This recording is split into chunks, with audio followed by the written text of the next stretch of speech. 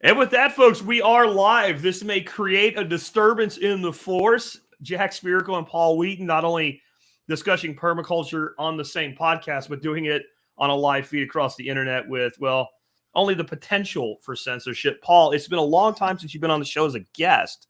Welcome back, man. Thanks for having me back. I love the prep work on what we what to be careful talking about. It'll probably come in because you're just that guy, right? Yeah, have your censor finger ready. No, I don't have censorship capabilities. I can mute you. That's about all I can do, right? And once it's said, it's already been said, right? We can't go backwards. And I do love the full beauty of the English language. So anyway, guys, before we start, I want to remind you, if you are in the live feed, we can see you. We can even put you up on screen like that right there and let you be seen and heard. And occasionally we will maybe talk back to you here and there. But we save questions for the end. If you want to put up a question for me or Paul, I have a magic power. I can hit a little star. That'll put it on a list.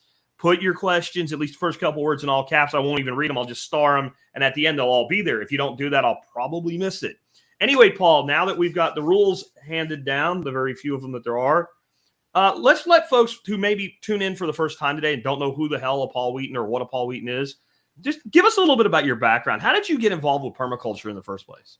You know, I was kind of thinking about this before the show started, and I kind of thought it was through fishing. I used to go up into the wilderness to go fishing, and I loved it. I loved fishing so much. And then I heard that, when you eat fish, you gotta ease off because of the mercury in it. And my response was, well, not me. I go so far up into the wilderness, I don't have that problem. And I was told, no, you do. It's because of the coal plants. The mercury goes up into the atmosphere and it comes down evenly over the whole planet, including up in the wilderness. So even those fish now have toxic levels of mercury. You shouldn't eat that. And I was so upset. and so, all right. So I was a software engineer for decades. And I want to say a damn good one. Every once in a while, in fact, in the comments, if anybody could shout out that they used Bananacom back in the day. Most of the software engineering I did is stuff I'm not allowed to talk about. But I did do aerospace. In fact, I wrote the predecessor for Google Earth. Only on mine, you could task the satellite to take new pictures. And so spacecraft was something I really enjoyed. But I got to this point in my life where I wanted things to be better, and I kind of felt like the way things were going were so bad, and I tried to encourage others to do good, but it became clear that if I want to change, if I want to see change, I have to do it myself. So I quit my career, and which was very lucrative. I was very good. I got paid a lot, but I quit that, and I got on this angle where I felt like I could make a difference, and I have been thoroughly obsessed about this path, permaculture, ever since. Yeah, I could go on and on and on about this path. At some point in time, I got bit by the gardening bug back in the mid-90s or so, and became absolutely obsessed about gardening while still being a software engineer. In fact, it was kind of funny. I was just telling somebody this yesterday that I came out with Bananacom, and it was an overnight success, a huge success. And but then it was like I developed it in the fall or winter, and then when spring rolled around and it was my second attempt at gardening, I became so obsessed with gardening, I just kind of let all of the Bananacom stuff sit on the wayside. Oh, hey, check this out. There it is. Ah! All right. And then I think beyond that, I mean, at some point in time, I caught your eye, and then you brought me onto a show, and I had like all these extra subscribers. All these people started paying attention to my stuff even more, and then you and I have been together doing stuff since. And I need to thank you profusely. You gave me, you would call me on the cell phone like once a month and tell me what to do. and I'm like, I don't know, Jack, that sounds like a lot of work.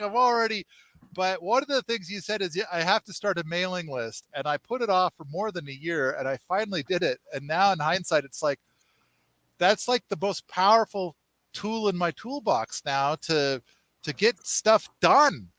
And I love sending out an email to the list. And I think another thing I'm not sure if you've said to your people often enough is, if somebody on your mailing list tries to tell you that you're sending too many emails or that there's something wrong, like the full beauty of the English language is inappropriate, then you tell them to piss off. Well, you tell them there's a link at the bottom that says unsubscribe and to fucking click it. Or right? Piss off. Yeah, either way, they'll figure it out, right? I love the people that email me and tell me to unsubscribe them. And I'm like, you literally just put more effort into it than clicking the link that says unsubscribe. That's all you had to do. And I'd refuse to do it for you because you've done that, because you've wasted energy. And that's, you have only so much life force and you've wasted it. And you need to learn a lesson about wasting your life force. I've become a little more diplomatic in time, But I've learned that you can actually hurt people more being diplomatic than being just like straight up vulgar. I still do it. Like the F word is totally allowed here, but like at times when you're like, there's a line in the Bible. I'm not religious or anything. There's a line in the Bible that's something along the lines of heap loving coals of kindness upon the head of your enemy. And that being kind to people that don't deserve it actually hurts them, but you're still right. So go ahead and do it. But I can't say I always do that. On another note, I'm glad you did that. But back, way back in the day, prior to TSP, one of my main businesses was actually doing like online training for people how to make money on the internet. I was one of those guys, except I was an honest one. Those are hard to find. But one of the things I did is like my lead in, I wrote this report. It was called 8 Internet Marketing Landmines. And they were, when I started online, they were the 8 biggest mistakes I made. And number 1 was not building a list. And my estimate at the time, so you adjust for inflation now, we're talking like 2001, I put this report out, is that not doing that cost me at least $50,000 a year until I started doing it. So I'm like, you really hate money if you get, and the other thing is like, so I know we're supposed to be talking permaculture here, but since you brought it up, if you look at when one company buys another company, we think they buy their ability to manufacture widgets, or they buy their ability to write contracts, or whatever it is they do as their thing. That's not why you buy another company. You buy a company to buy their customer base. Or you buy them to prevent them from competing with you, one or the other, right? So your email list is your customer base. Without it, you don't have one, and you're screwed. So that's free advice to everybody out there that whether it's permaculture, whatever you want to build an enterprise on, like you have to have a customer base or you don't have any value. It took me years to come up with a product to even put to the customer base. I was just obsessed with affecting positive change by my standards. I mean, I'm sure that there are a lot of people that would look at my standards and say I'm a monster. There may have been one or two that have said exactly that, but I believe that I have affected a lot of positive change. I believe that I've helped a lot of people and made their. I think right now that there are 1 million people that will never know cancer because they're following some dopey thing I said that saves the money. And so they save money and they just go about their lives, and they would have encountered cancer. Now they haven't. This is me just feeling like I'm following this path I set up for myself, and I'm obsessed and I can't stop.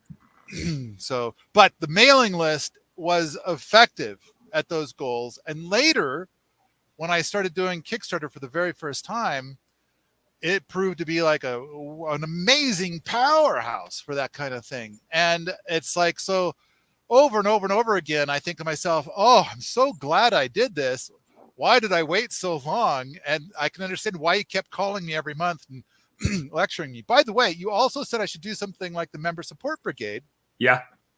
And I did. I set something like that up at Permies. We call it the PI program. But I don't have anywhere near the success that you do. But on the other hand, you mentioned the Member Support Brigade in every podcast. and my podcasts are spotty at best. But I do have 600 now, and so That's awesome. There's a lot of them, and Dude. it was, I think it was somewhere around podcast number 600 where you first brought me in. So I'm kind of caught up to where you were about 10 years ago. Yeah, and I'll tell you, that's an accomplishment. There are very few podcasts that hit 100. Very few that ever hit 100 because it takes dedication. Most people do a weekly. If you do a weekly, it takes 2 years roughly to get to 100. You know, it's different when you do. I mean, it's what I do every day, so you can pat me on the back for it. But like once something becomes your business, that's what you do, right? Like I'm sure you make forum posts every day. But hey, I wanted to give you a thank you here that I didn't know I owed you because they're one of my favorite critters on the planet. Smelling Error says you saved thousands of jumping spiders on this homestead alone. I have no idea how you did that, Paul. But thank you, because jumping spiders are literally one of my favorite freaking critters. And I have these ones here. They're like twice the size of an average one. They're black with red eyes. I don't know what species they are, but they're all over the place. They live all over my plants. I actually put up a picture one time. You'll love this, right? There's no dumb questions except when they're dumb questions.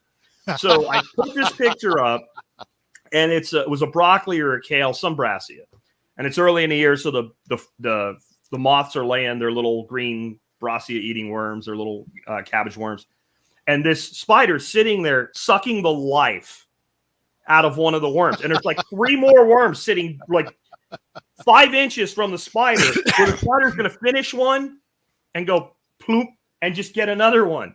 And somebody says, what do you do to control cabbage worms if you don't spray them? Because I said, I don't need to spray because look what the spider's doing. The spider's sitting there eating the cabbage worm.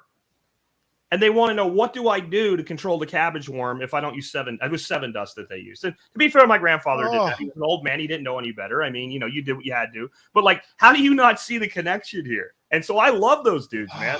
They're so awesome. Like, you can play with them. They like dance around, they bite. I mean, so that's exactly what it is. They're responding to a YouTube video I made like, I don't know, 8-9 years ago.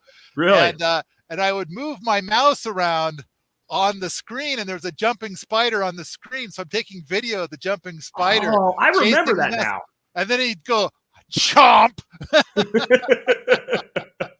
But as part of it, because I thought that was fun, but as part of it, it's like the permaculture message is that there are 2 spiders I allow in my house: jumping spiders and daddy longlegs. Okay. And because I've been bitten by a brown recluse once many decades ago.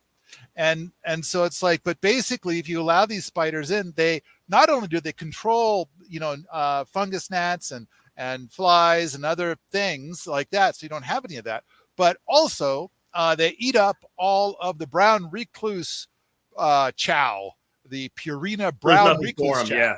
Yeah. And so, but it's just, I think that they're just a fun little spider, and it's like anything that you're spooked about, because there's some spiders that freak me out, man. And that's, I was speaking about fishing earlier, and I got to tell you, as much as I love snakes, if I'm out fishing and I see a snake, even if it's a garter snake, I am such a wuss. I'm done. Lord. I'm done.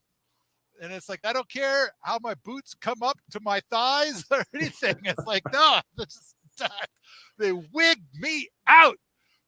Before we move on, I wanted to point something out. Your story of how you got started with permaculture actually is not that different from Bill Mollison's. Because Bill said that he was out cutting trees down, doing timber work. And he realized the problem was that none of the people doing the work would ever be able to afford the house that the timber was being cut to build.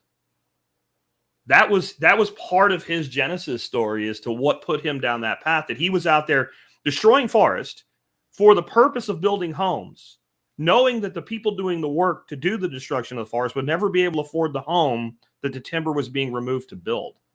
And it's like Tommy Chong and Cheech Marin, right? It's Cheech and Chong. It's the same but different, man. Is Does that look like dog shit to you? I should not get you on that. All right, let's get into. Did you mention Cheech and Chong? Yeah, I know. You know what that's from? It's the same but different, man. It's the one with the music where Cheech plays, you know, this song like Mexican Americans don't like to get up early in the morning, but they have to, so they do it really slow. It was either Nice Dreams or Up in Smoke, and then like so he plays this whole song, and then Tommy's like, I have a song too. It's the same but different, man. And he starts just playing like it's almost like a Batman riff on a bass guitar. It's like and he's like beaners.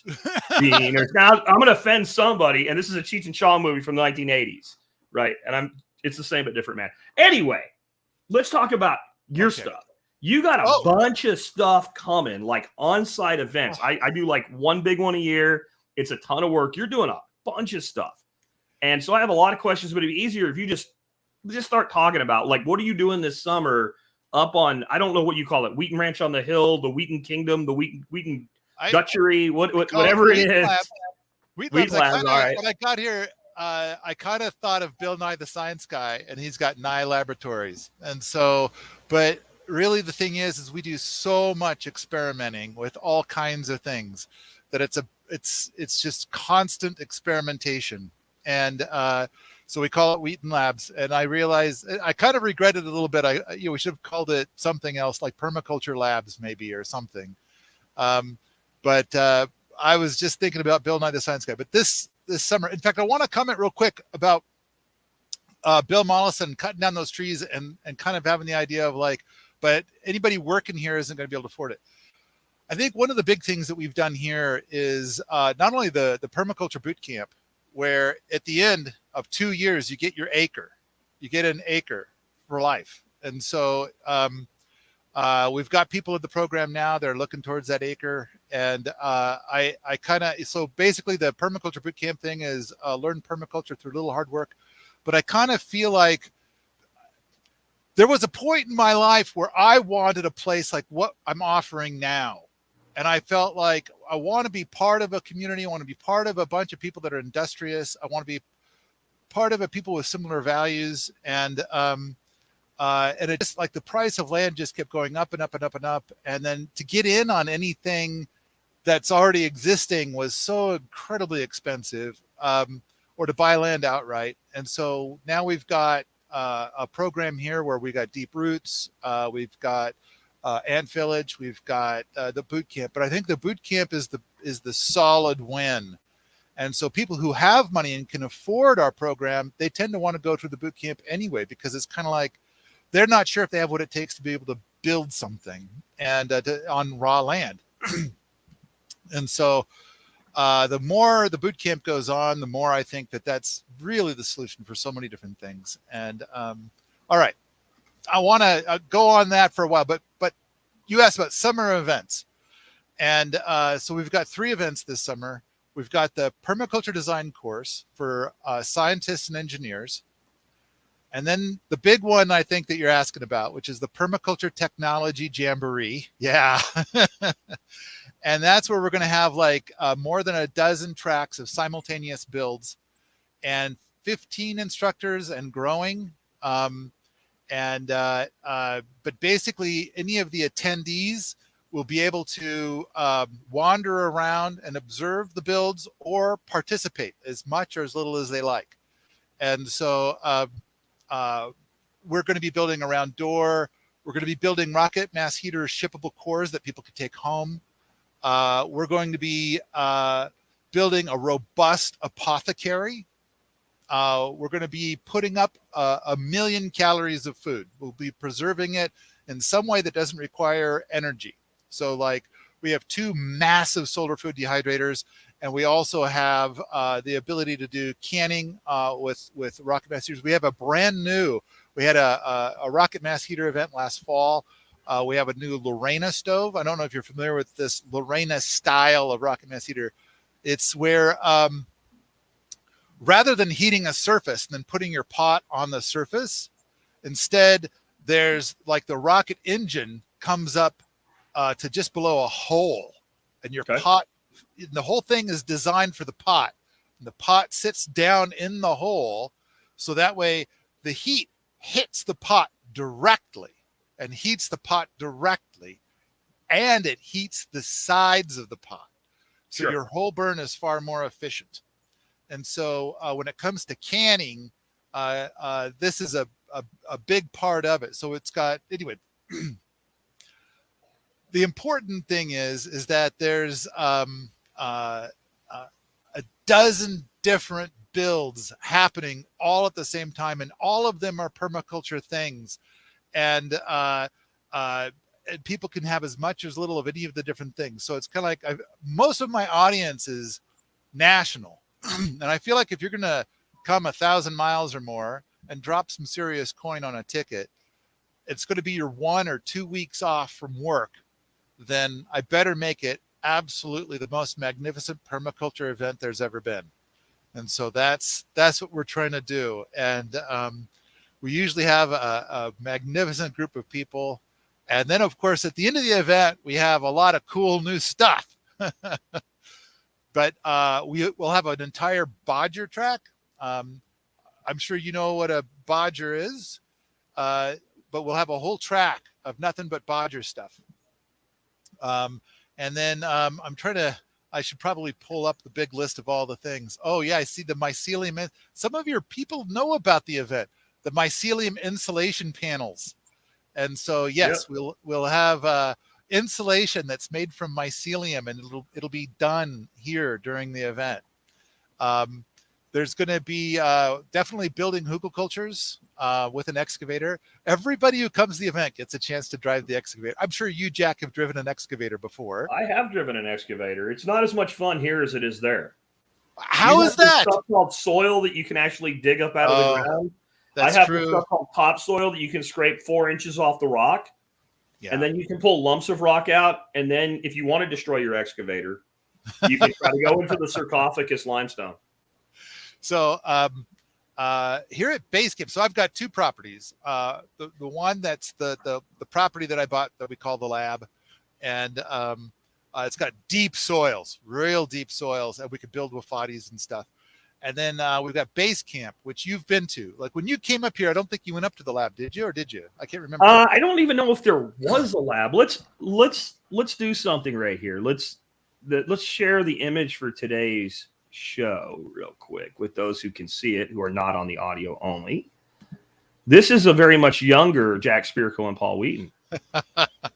Yes, I remember that. Yeah, that's at my place. Yeah, here, I'll just make it a little bit bigger for everybody. Yeah. That's the lab. So that's 2013. Yeah, that's 2013. So that's a long. In Helena. That's when I was in Helena for Dave Jackie's thing. Yeah. Yeah. And that's a long time ago. My beard's black. I kept wanting us to talk about that event, and you kept saying that something about you didn't want to, and so we didn't. I don't think we ever did we? I don't know, because if you don't have nice things to say, we're not going to talk about a thing. I have nice things to say, but they're just different than what was said. Anyway, so moving on to your permaculture jamboree and all the cool shit that's going to be there. After the permaculture technology jamboree, we're going to have our skip event.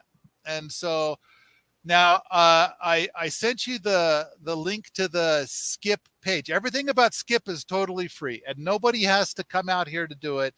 It's just that some people like to. And so we're having the skip event as our 3rd and final summer event. And to me, all of skip seems like the most Jack thing I have ever done. And I know that the Better World book, when I wrote that, you loved it. I sent you an early copy, and you were about to bust. You were so happy with that book, and I'm glad you loved it, because I worked very hard on that. The skip thing, it's like I would send you links and stuff, and it's like, of course you're busy and you didn't have time, but now you've looked at it. Oh, Jack, I'm dying to hear it. Is it the most Jack thing I've ever created? It's very cool. I don't know if it's the most jack thing you've ever created, but it is very cool that it leads people through a development of skills with an end goal in mind of networking with people who have the issue that I have this property and I don't want it to go away. I don't want it to be sold off and become a development by BlackRock for rent housing and putting those people together. And I actually think there's some things in it that, like, I think getting the connection made is the important thing. And so you have like this view of how the connection works. The connection works that, Bill busts his ass, develops his skills. He finds Martha. Martha's an aging widower. She's on Fred's farm. Fred passed away, and she decides, I don't want the farm to go and become a development or whatever. I don't want it to be lost. So she leaves it to Bill. I think there's like probably just by starting that conversation, there's probably 100 ways that Bill can end up eventually with the farm. It's not just when that person retires or kicks off. And I don't mean kicks off in a disrespectful way. I'll kick off one day. Paul will kick off. That's just how it works. They'll leave it. Like, I could see a bunch of different ways this could happen. One I can envision is, and I've tried to talk to a neighbor gently about this because I don't want his property to get sold, right? I'm not even worried about inheriting. I don't want to get sold. And I've even tried to structure things like what we could do is I could buy it from you now, right? And lease it back to you. And then when you pass away, there's no inheritance, there's no nothing, and you get the money now. Like, and I think there's a lot of different, or you could lease at a reduced rate over time. So your cost of living's lower. You're living there. You're making improvements now. And that older person, that person that can't do it all anymore has a helper. I think there's 1,000 ways that final handoff could occur. And I think one of the reasons people express some skepticism about it is because this idea that if I'll just go through basically the permaculture Boy Scout handbook and get all my badges, somebody will leave me property. I think maybe they're missing that it's not a one and done way that things can happen. No, I think, in fact, I would have to say 3/4 of the people that are currently pursuing the skip stuff, they're doing it either for their own growth or they want to be, in their own mind, certified cool. And so, I think already, like when people post at a Permies and it says stuff in there about this person is PEP 1 certified, I think it already carries a lot of weight. Or if they're BB60 or something like that, these different ratings that we have, then I think it adds a lot of weight to what they're saying. Like, I'm not just, somebody that's making this up as I go, or what's the phrase? An armchair quarterback. I'm not just an armchair quarterback. Yeah. Look, I've actually done this stuff. And so therefore their words have a little bit more weight. And so I think it's, and I think some people are seeking a flavor of substance. Like they're asking themselves, who am I? What am I made out of? And I think I'll bet at least 1/3 of the people that are currently participating in it, that's their primary motivation, is to just satisfy themselves by their own standards. Yeah. And that I have value to me, kind of a thing. So, well, and just kind of to your point there on two sides of it, right? So right now we have Bonnie Blue 2A. Now I've known Bonnie Blue in comments and all for more than a decade. That's how long Bonnie Blue has been around and commenting on my videos and stuff. And right here saying, this sounds very interesting to me as a middle-aged landowner with no children. So we only have 150 odd people on this right now. You already have 1 out of 150 going, I got a piece of land and somebody that actually does this, I'm interested in it. Tom, and I don't know if you missed the comment earlier, Tom's actually the guy that does all my web shit for me. He's like the web guru that makes TSP run today, right? And he said earlier he's going to be using it as part of his homeschool curriculum. And he's responding here to Ashley, and he's saying the first thing that came to mind, without the property, it's a great resource. So you've got one person saying, hey, as a property owner, I see the value in this of finding someone. You got another person saying, I really don't care if I ever get my hands on somebody else's land. I want the development that comes along with the skill set, and I want to use it to help train my kids through their actual education instead of public school indoctrination. And I think that's really awesome, dude.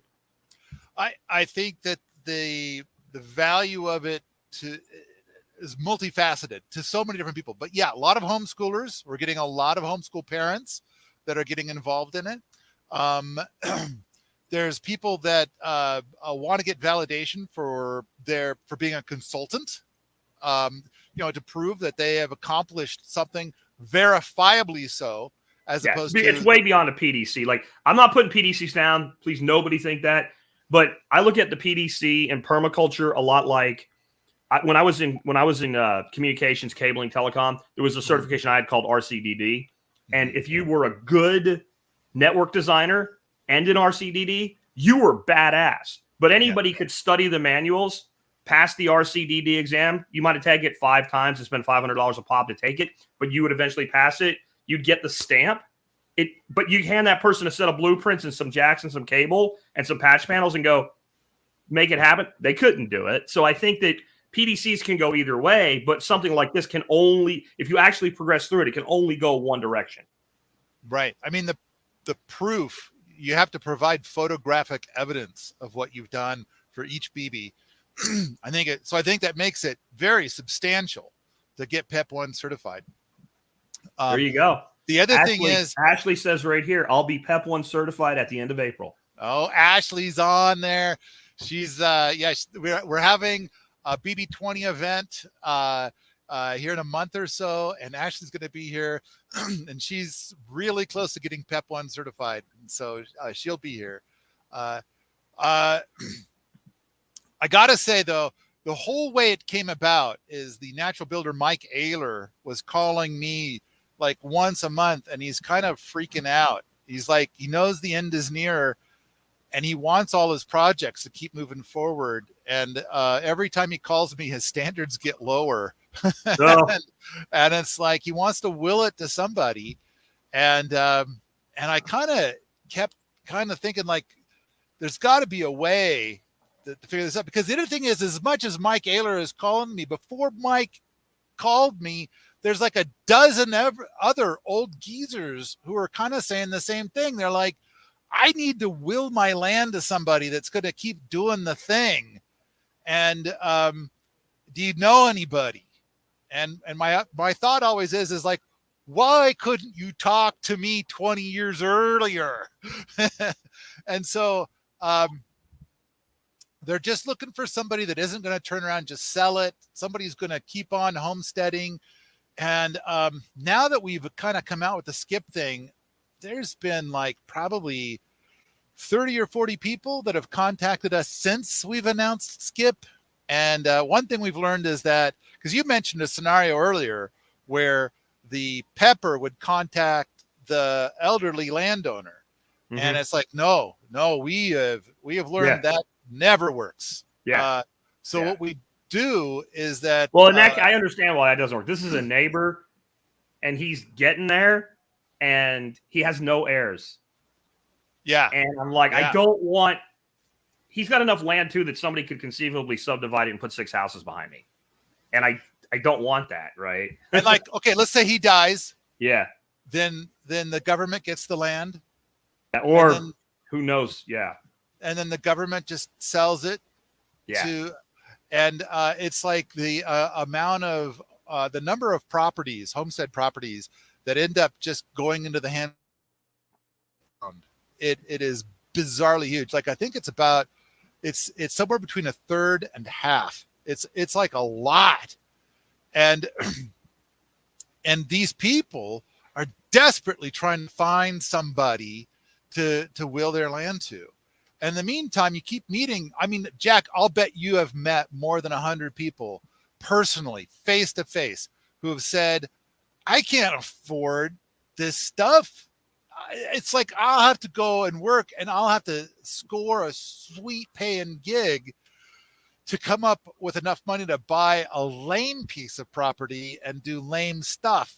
And it's like, and it's bizarre how these two communities have just never met. So, and at the same time, you put somebody up, like somebody posts out to Permies and says, okay, I need to find somebody who's willing to take over, because, then it's like you'll get 400 people saying, I'm worthy, give it to me. And it's like, and it turns out they're totally not. And so it's like, how do you for every person who is going to end up getting legitimately PEP 1 certified, I bet you can easily find 40 people who will claim that they're worth every bit of PEP 1 certification, and they're not. They're just not. And so I would say another one that has come up is where, like, okay, let's say you, Jack, you've got like this little mother-in-law home out back, and you're thinking of renting it out, and somebody comes up and says, how about if you let me stay there and I'll help you around on your projects on the property? And you're thinking, that sounds fair. What happens, Jack? Oh, no. I'll tell you what I would do. So I have an out, because they become a tenant and I can't get rid of them without a 6-month eviction period, and they're probably going to be a sponge. If I wanted to make that deal, I would say I will rent you the mother-in-law suite for $50 a month through, hold on, you got to wait for it, Paul, through Airbnb or Hip Camp. And the reason I would do that, you're not a tenant. Insurance. And so if I say that we've had enough, it's time for you to leave, and you don't want to leave, I make one phone call, the local sheriff comes down and grabs you by the neck and throws you over my fence into the street. And that is the only way I would make that deal, because I've made deals of partnerships and work exchange and all, and it always, always, always blew up in my face.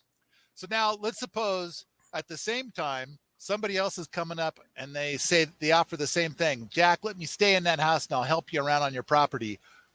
But they're PEP 1 certified. I'm more open. Yeah. I'm more open. I'm not saying yes straight out of the gate, but I'm willing to entertain the conversation, because I at least know when I say, look, I've been thinking about putting in some new beds over there, and I just phoned up because I don't have soil here. So I just phoned somebody up. And I just had 10 yards dumped in the field over there. Here's my tractor. Here's my trailer, right? Here's a shovel. Go make beds. That at least they know what to do. Because if I have to stand out there and teach you to do the thing, it actually, in most instances, will take me more effort to teach you to do the thing than to do the thing without you here.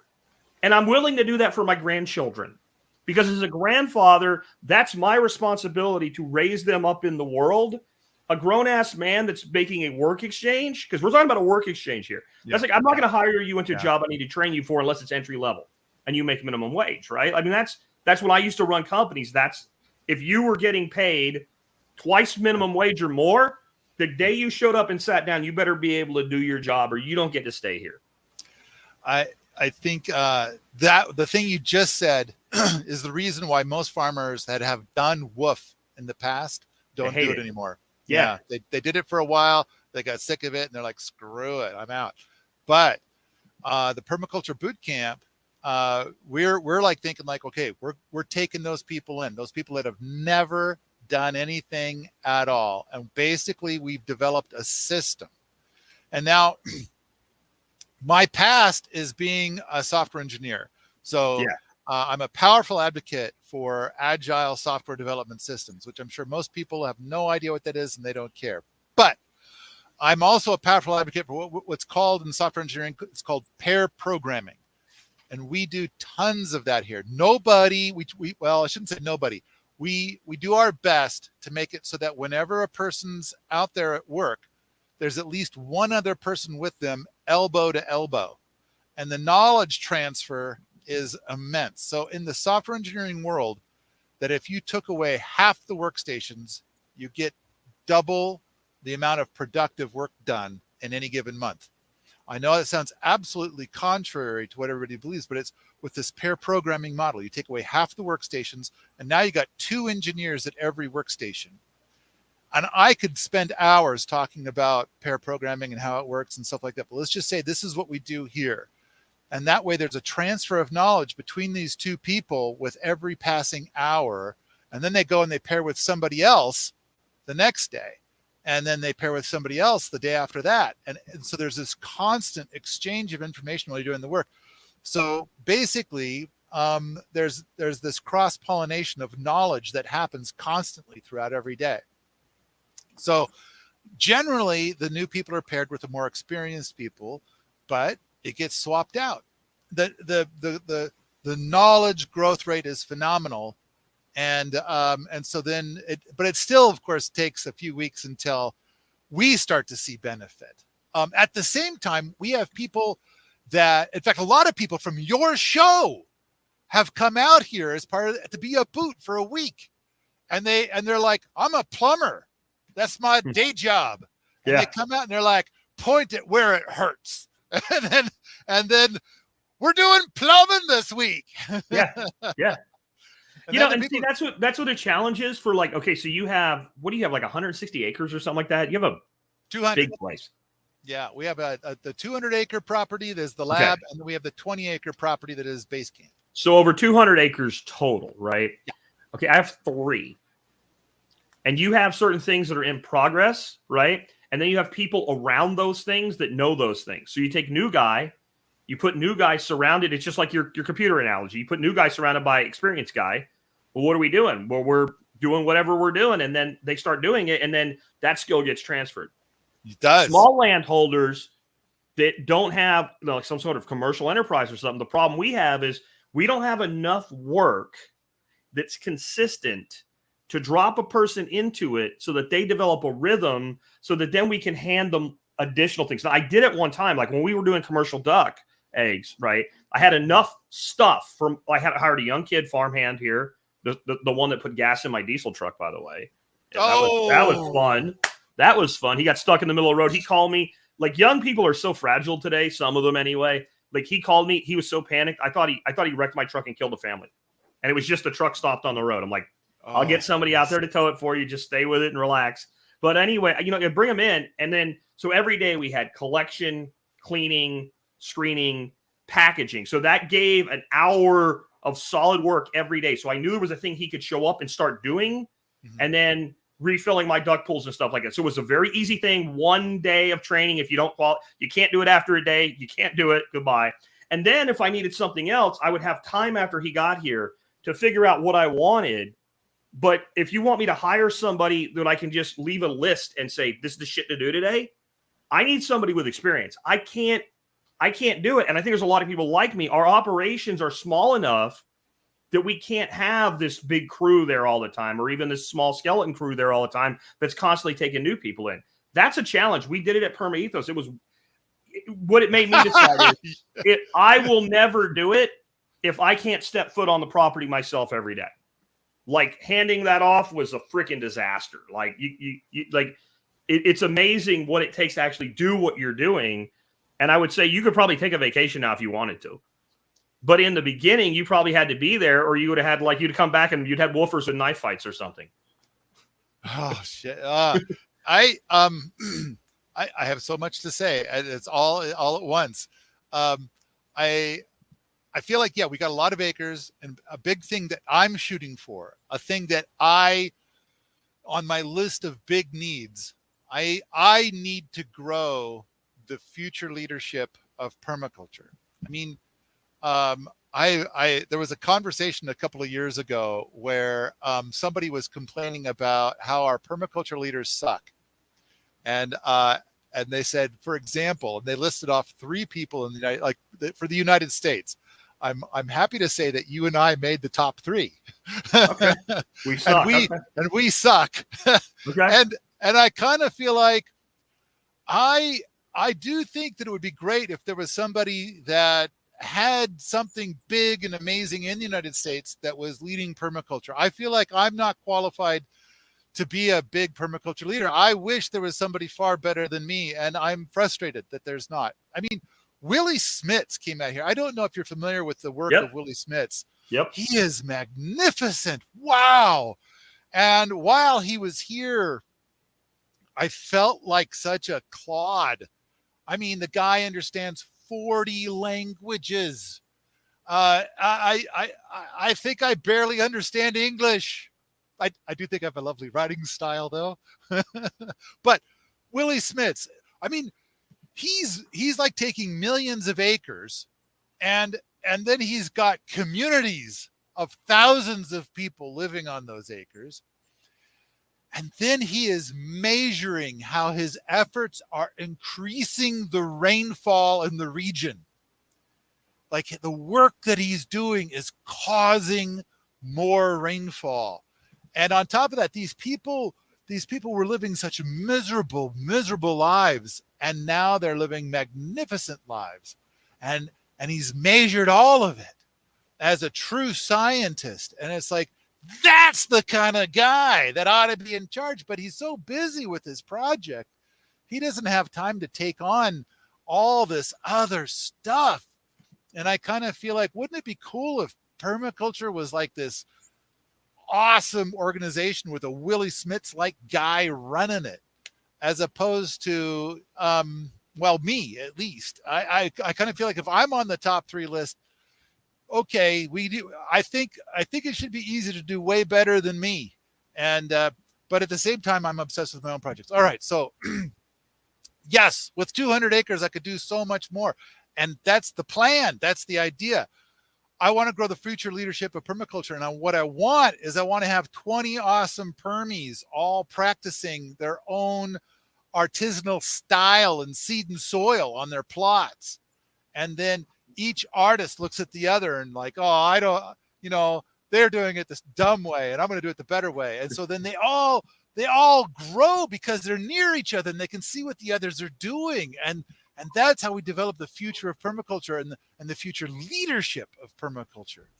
And so I know that if we've got great permaculture people right now, they're great because they already got their plot of land to do their own thing. And so I know I gotta grow my own experts. And so that's kind of what we're doing. And then you were talking about, what the person at your place would be doing. And it's kind of like, one of the things that we do here is to say, on the boot camp, you never do the same thing for more than 4 hours in a row. In fact, right now, during the warm months, every morning is gardening and every afternoon is natural building. And so, all right, I'm sorry, Jack. Am I too far off on a tangent here? I got excited. You're fine. I do 4 shows a week where it's just me. Having a break is awesome. I can sit here and sip my chamomile tea and out of my for Fox's sake cup. Check that out. Isn't that cool? It doesn't really show up on the camera very well. For Fox's sake, right? Oh, from a listener, and I can enjoy myself. You're delightful to listen to. I think your vision is really great. I think that it'll work. But I think one of the reasons that a lot of permaculturists don't get what the other permaculturist is doing, and I've had this on steroids, because I always have people telling me what I should do on my property, and what they're saying isn't wrong. It's just wrong for here. And you try to explain it with, let's imagine that somebody gave you 3 acres of an old airport, and that you got the runway. You got the concrete runway that's thick enough that 747 jumbos can take off and land on. Oh, and then to help you, they brought in dump trucks and they put 4 inches of dirt on top of the runway. And they put a fence around it and said, this is yours. So when people are like, well, you don't have to irrigate. No. And then you think they're explaining to you something you don't know, right? And you're like, no, everything you're saying is completely valid. Well, have you seen Paul Wheaton's hugelkultur shit? No shit. No, never. I have no idea what you're and so you just need to dig below grade, man, and put some logs down there. And there's no below grade to be had here unless I use dynamite, and then it won't work because it's limestone. However, I can show you where what we're doing, and we've done for 8 years, has gone in and eaten limestone and turned it from white to orange, and we can dig it up and we take a piece of limestone and we go and we crush it like a piece of clay. So it's not that you're wrong, it's that your view is so limited. And I think there's 2 types of limited views in permaculture. There's behind the TV screen or behind the computer screen limited view, and those people I don't give 2 riffs about. Those are people that watch everybody's videos. They've done positively nothing. And they want to tell the one person they're looking at what the other person did as though they're the authority. And those people, I don't care. But the other people are sincere. They watched a Paul Wheaton video. They built a giant hugel mound. They put shit in it.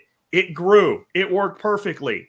And they're telling you you're a dumbass because you're irrigating trees that I promise you, I don't care if Sepp Holzer comes over and takes a leak on them, they're going to die if you don't irrigate them, because you have to get them into the fractures in the rock, and it takes a nurse period to get that done.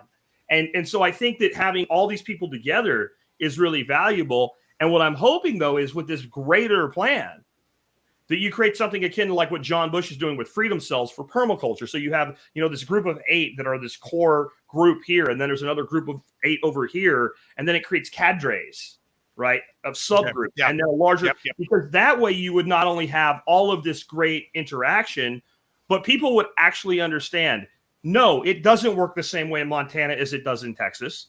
And no, it doesn't work the same way, by the way, in Dallas-Fort Worth area of Texas, where I'm from, in the Black Loam Prairie sitting on a limestone slab, as it does, let's say, down near Austin, where they have deep-ass sandy soils. All the techniques are valid, but the way that they're put together, which arrow comes out of the quiver and gets shot at what particular time, how you stack in space and time changes across climate types. It changes across precipitation types. And there's so much ignorance, and I don't say that maliciously, there's so much ignorance in permaculture from people who have never gotten out of their bubble. And that's why I think it's great that people go to Montana to do your stuff right there, because all of a sudden when they're like, well, you can overwinter that stuff. Okay, Tex, well, let me show you what you're going to try to overwinter it in, right? Like I just plant, because I can plant oregano, throw some mulch on it, like 2 inches of mulch, and next year it comes back. But what if I'm the dumbass on, and you have your herb garden, you're like, we replant it every year or whatever, right? And I'm like, no, dumbass, all you got to do is mulch that oregano. It'll come back. What are you going to tell me? First, I want to say that the hugelkultures that we have here at Base Camp, because Base Camp is a 20-acre rock. I mean, this is the Rocky Mountains. Yep. And we're and there's the rock. Like the soil. You have 4 inches of soil. Most of Base Camp, most of Base Camp is 0 inches of soil. Like, you're looking at the bedrock. Okay. And so, in order to build these hugelkultures, we imported the soily parts. But here's a fascinating thing: is there are cracks in these rocks, and so we get the right amount of precipitation combined with winter, which you have less of. We don't have winter. And so we don't need. We don't need as much precip. So we have 20 inches of precip here, I believe. I'm guessing based upon observation of the soil, observation of what's growing here. I'm guessing 20 inches. And I'm going to guess that you're closer to 10. No. I am, depending on the year, I could have 20 like you do. I could have 48. Wow. I've had years with 60. Right? I've had years with 60, and I've had years with 16. And what are you going to get? El Nino, La Nina. That's what's going to determine. This year is incredibly dry. We just got a half inch of rain last night. You go outside, and even in good condition soil, you go down an inch and it's dust. Okay. Because it's just not rained that much. But this same property 2 years ago, we got 28 days of rain in May. So you got it designed to both sides of that extreme, right? And they don't think, where'd you get your dirt? You went up the mountain on your other land with a bucket loader and brought dirt down, right? So I would have to phone somebody up with a dump truck. That's what I bought, a dump truck. But you had your own. It would cost me more for the dirt than it would for you to buy the truck. So I bought a dump truck. We call it the Millennium Falcon. It's not a handsome thing. And they call it the Millennium Falcon because it doesn't look like much, but it'll do the Kessel Run in 12 parsecs. But it doesn't look like much. Anyway, I bought a dump truck, and then we'd go up to the lab and we'd fill it up, and we'd come down and dump it down here, and we probably made 50 runs with the dump truck to build the hugelkultures down here. And so there's that. But the thing that you said that really got inside of me is where people say to you, Jack, you should do this thing. Yeah. Now, the thing is that for most people, what they're trying to say is like, I wish that you, Jack, would try this thing I'm excited about. That's what they're really saying. But maybe about 1 out of 3, the subtext is obey or else. And it's like, and that has been like, oh, you got to be. And the more that you do, the more that you accomplish, the more that you reach people, the more these people come out of the woodwork that are full of obey or else. And they haven't taken the time to understand what you're even trying to do. No. They just, I saw you have a big audience there. Now, here's what you should think. Now, I'm telling you what to think. I'm telling you what to say. Just so you know, this is not limited to permaculture here. This is everything. Yeah. I get unsolicited advice by failures every day on what I should do to make TSP more successful. And that's one thing, because I can just, okay, goodbye, because you have nothing, so I'm not going to take. I don't believe in taking advice from people who are not proven competent in the area that they're giving advice. They don't have to be better than me. They just have to be proven competent. If you give me advice on a forum, I'm going to listen to it because you know how to run a forum, right? Because you've done it, right? If I have a forum and you don't, and you never have, and you come to me and you say, hey, you know what you should do with your forum is, I might pay attention a little bit, but if it's a radical change in my operation, I'm not going to do it because you have no experience. So, I think it's a basic thing. I think that it might be fair to say that I have suffered more than you in this space. Probably in permaculture, sure. As people say obey or else, and then they haven't even taken the time to understand what I'm doing, and I say I gotta pass on your suggestion. Then they're like, then I'm going to mess up your life in a way you've never even imagined, because you won't obey me. You won't even listen to reason. And it's like, so then they go and they do what they do what they got to do. They gotta, bring as much pain to my world as possible. I know. And I'm bringing this up now because I know you've seen it. You've had it yourself. And most of all is when they not only were they decided to do this to me on like somebody with an audience decided to do it, then they put it to you to choose sides, and you chose old Paul. And when they came, this is what I always do. I choose the people who do not force me to choose in every situation. That's my rule. If you force me to choose between my relationship with you and my relationship with somebody else, you lost. Yeah. Right. About the only person that might get away with that would be my wife. And if you ain't my wife, right, then we don't have the conversation of like, you need to disassociate with somebody. And you know what I found is, like, to me, the best people in permaculture are all that way. I have very different political ideology with a lot of folks. One of my dearest friends, and it was a horrible loss for me, was Toby Hemingway. I mean, and we had some fairly different political views, and he was put in that position, like, you shouldn't be with Jack. He's a climate denier or whatever, which is total bullshit anyway. But he was like, I prefer to cultivate allies. That was his entire response. That was it, period. Right? Okay. Like, you are gone. You are banished.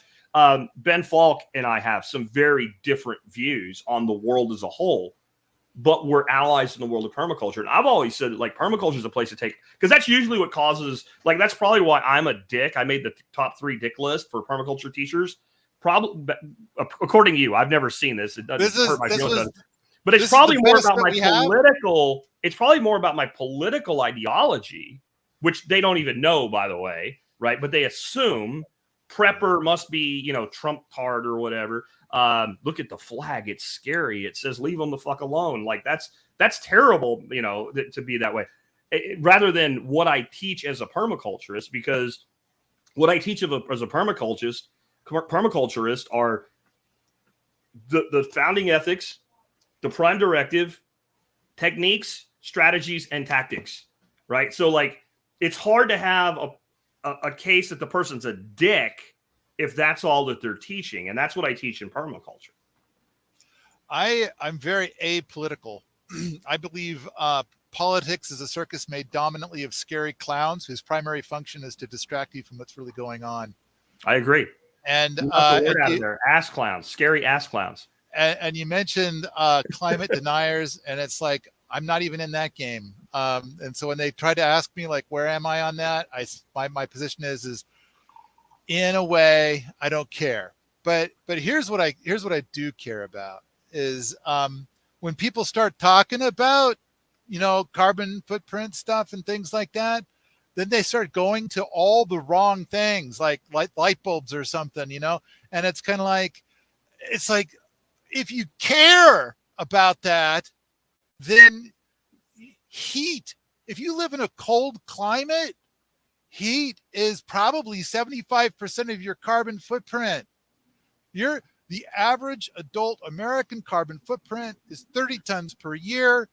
And if you're in Montana and you switch from electric heat to a rocket mass heater, that's 29 tons. That should be your primary focus. And it's like, so here's the thing about carbon in the atmosphere. You can't fucking see it. So like you go, look, there it goes. I just about running over the woods. Did you see it? There, it's right there. It's gonna eat the children. You don't have that. But you know what? There's a lot of guys studying it and stuff, and I think that they're probably right. But I don't know. And the other thing is it's in many ways not my game. I kind of don't care. But I can't tell you last summer was the hottest we ever had here. It was freaky. But the carbon footprint, how did I get drug into this stupid carbon footprint thing? But except for the fact that all these people keep saying all this. And frankly, you know what, Jack? I think it's my opinion.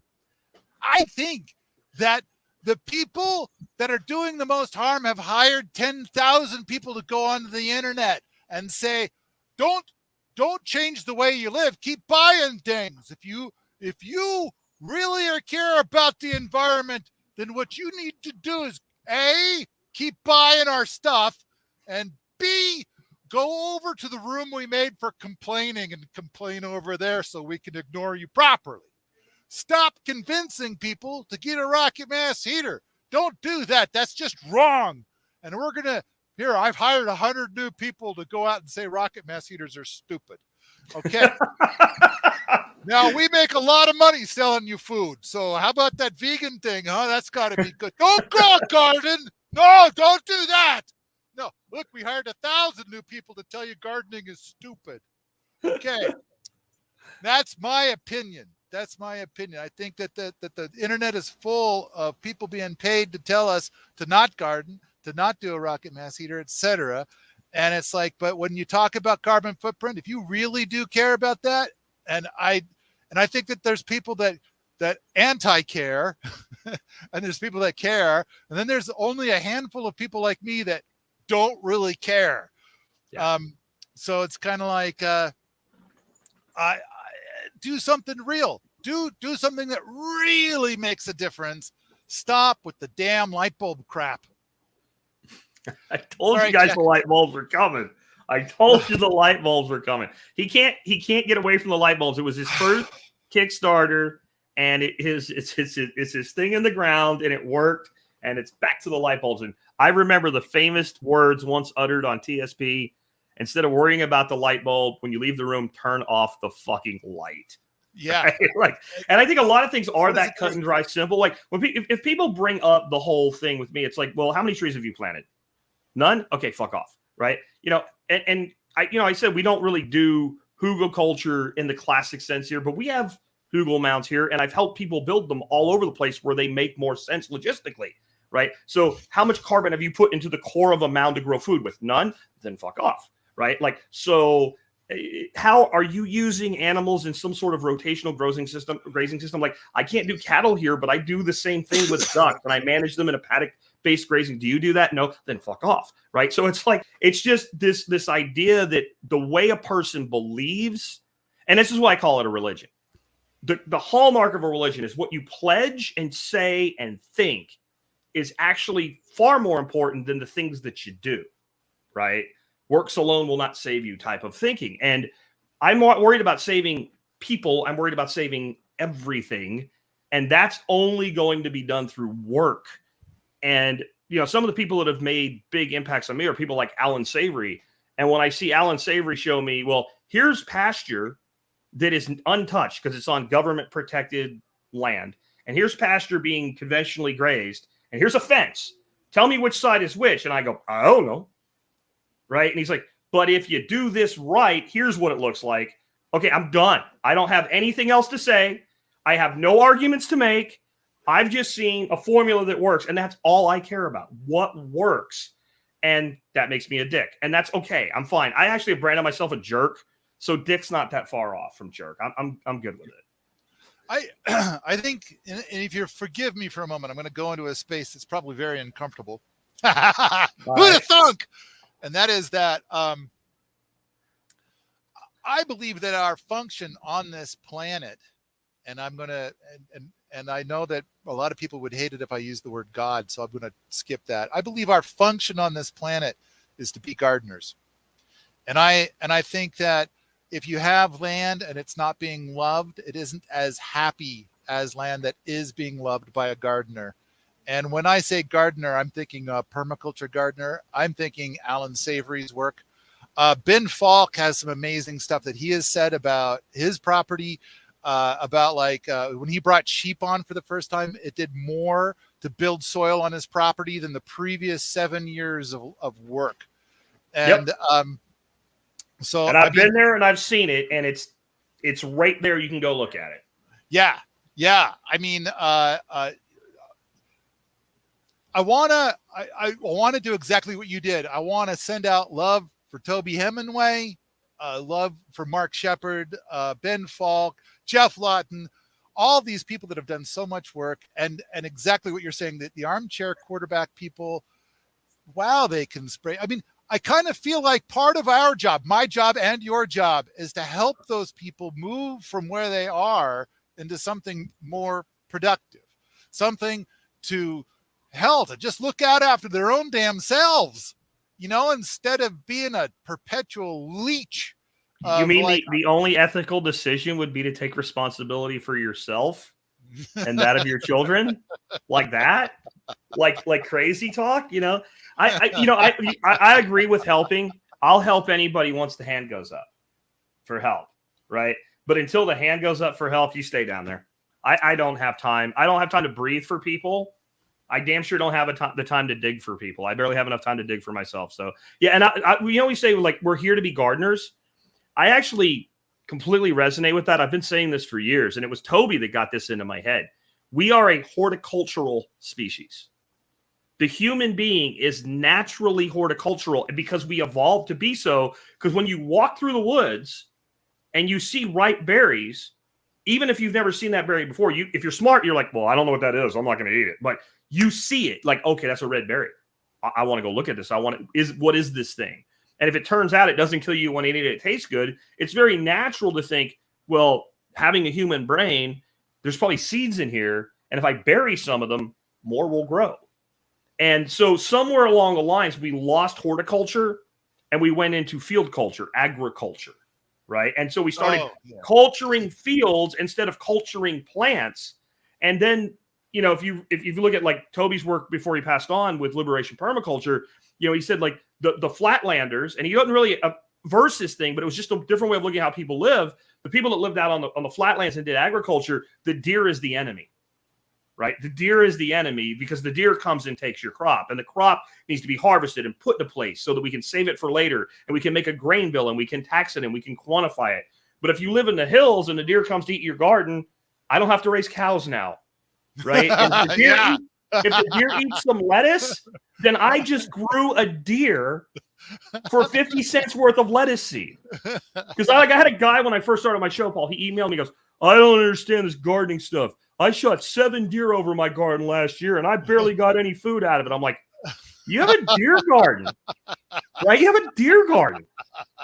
You planted deer seeds. You have a deer garden. I had a peach tree in Arlington on my little property, and I called it the squirrel tree, because the squirrels would come and eat the peaches like 2 days before they were ripe. Yeah. So I got a gammo. And it was a squirrel tree. I picked squirrels out of the tree. right? And then you put a little steak seasoning on, you put them, and like, so the whole mentality of like the way we evolved as a species in small hunter-gatherer groups, right, is that we saw all of this holistically. Yes, I want to grow these plants. Yes, animals will come and eat some of them. That's okay. I can always grow more. Yeah. And some of the animals are good for eating. Some of the animals actually are beneficial to the entire system. Some of them are pests, but if I let the pest go, if I let the wildebeest come, then lions will show up and eat the wildebeest. But if I kill all the wildebeest, the lions will die and a few wildebeest will come back, and then I'll have nothing but wildebeest and they'll eat everything, right? Like in that mindset with insects. And like, I think if you look at the history of humanity throughout the world, we evolved this way right up until we decided to plow entire blocks of fields and everything went wrong. Like I've done research into ancient civilizations in North America. It's totally badass, dude. Like I'm going way back before colonization and stuff, like 6,000 years prior to the first Europeans coming here. And these huge settlements, they were all on rivers. They had small gardens, small orchards, and their main source of protein was shellfish, which makes perfect sense. They don't run away. They're high nutrient, right? This is before everybody screwed the rivers up so they were clean, and you picked them and they grew back, right? And it was like societies thrived under this with no technology compared to what we have today.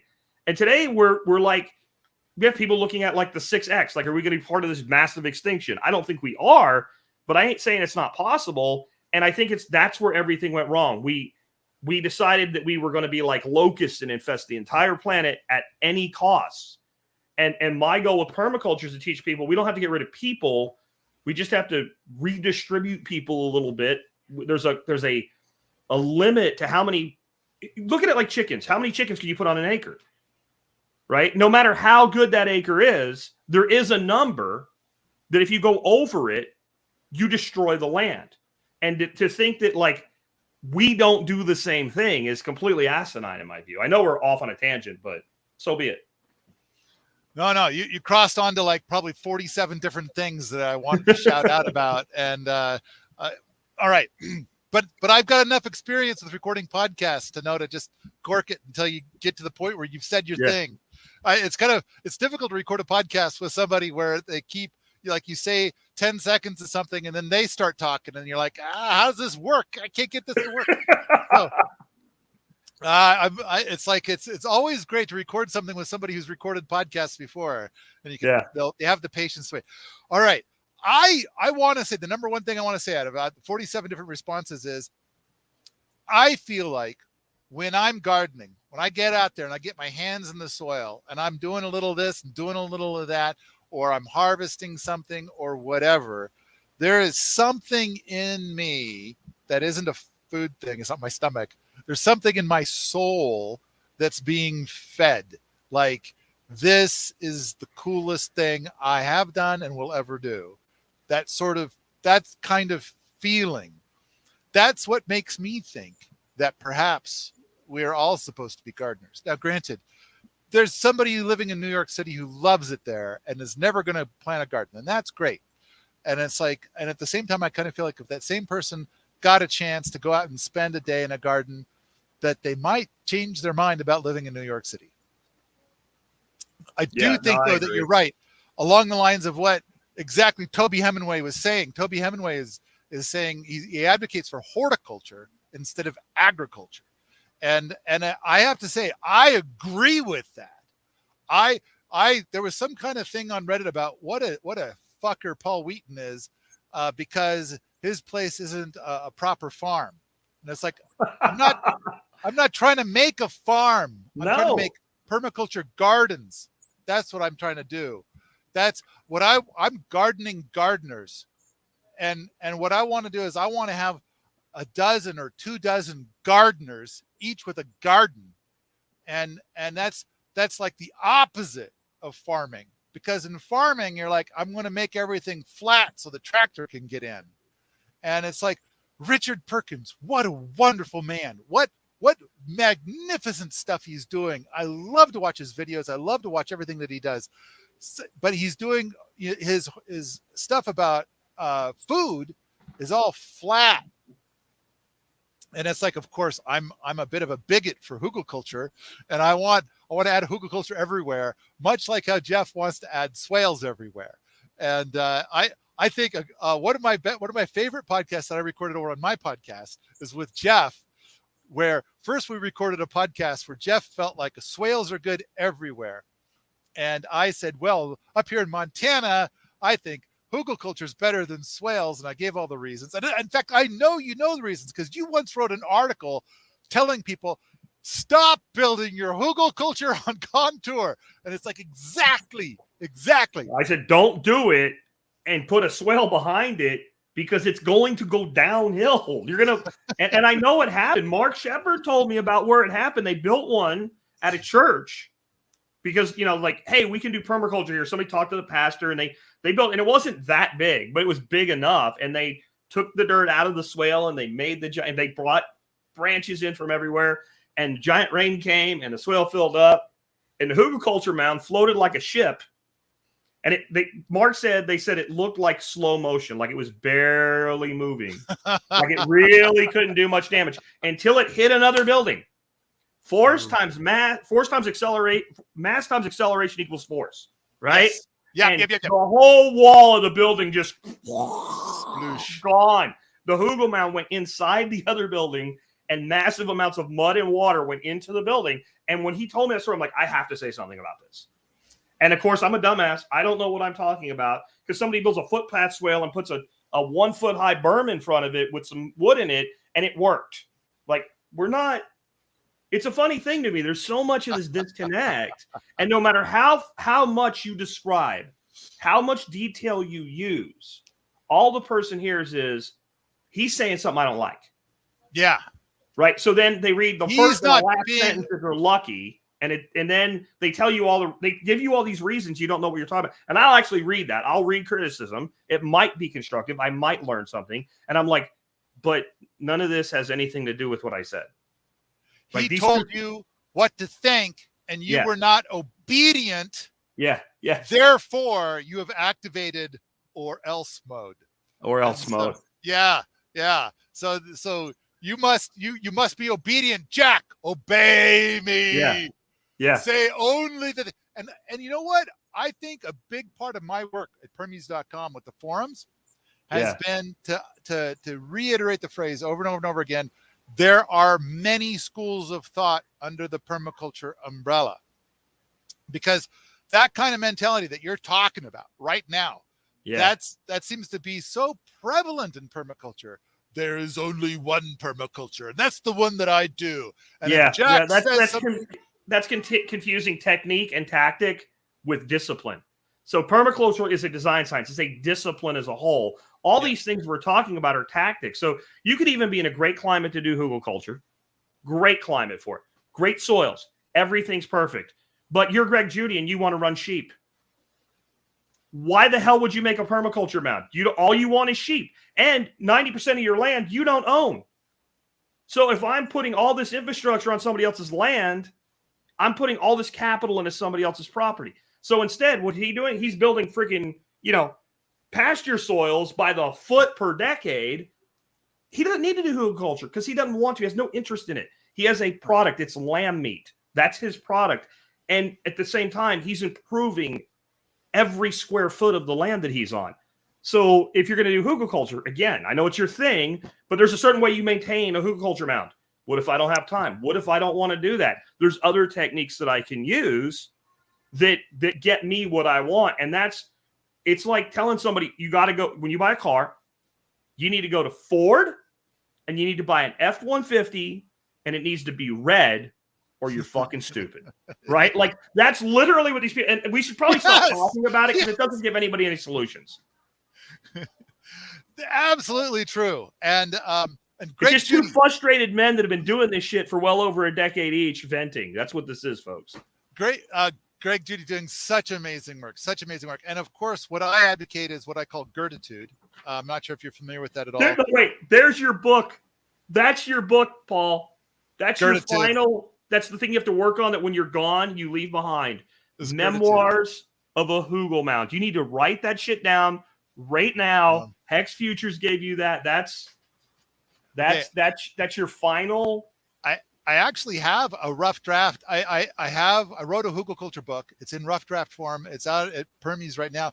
I think I gave away the draft as part of a perk with some Kickstarter in the past. And so a bunch of people have my draft hugelkultur book. But the thing I advocate for as a destination is what I call Gertitude. And it came from a story I wrote. It's called, Are There Already Millions of Permaculture Millionaires? And I basically spell out this story where there's Ferd and Gert. And Ferd has a day job. He has a worky job, and he's earning some money, and he's putting some away. But really what he does is he spends his weekends trying to anesthetize himself from this grueling week that he had doing something that maybe he didn't love as much as he originally thought he would. And then we have the story of Gert. And Gert has realized the permaculture dream. So Gert has a few acres, a humble home, massive gardens. And her gardens put out more food than she can eat. And so she's living the permaculture dream. She doesn't do much with her gardens except for harvest. And it's just, she phones it in and she gets plenty.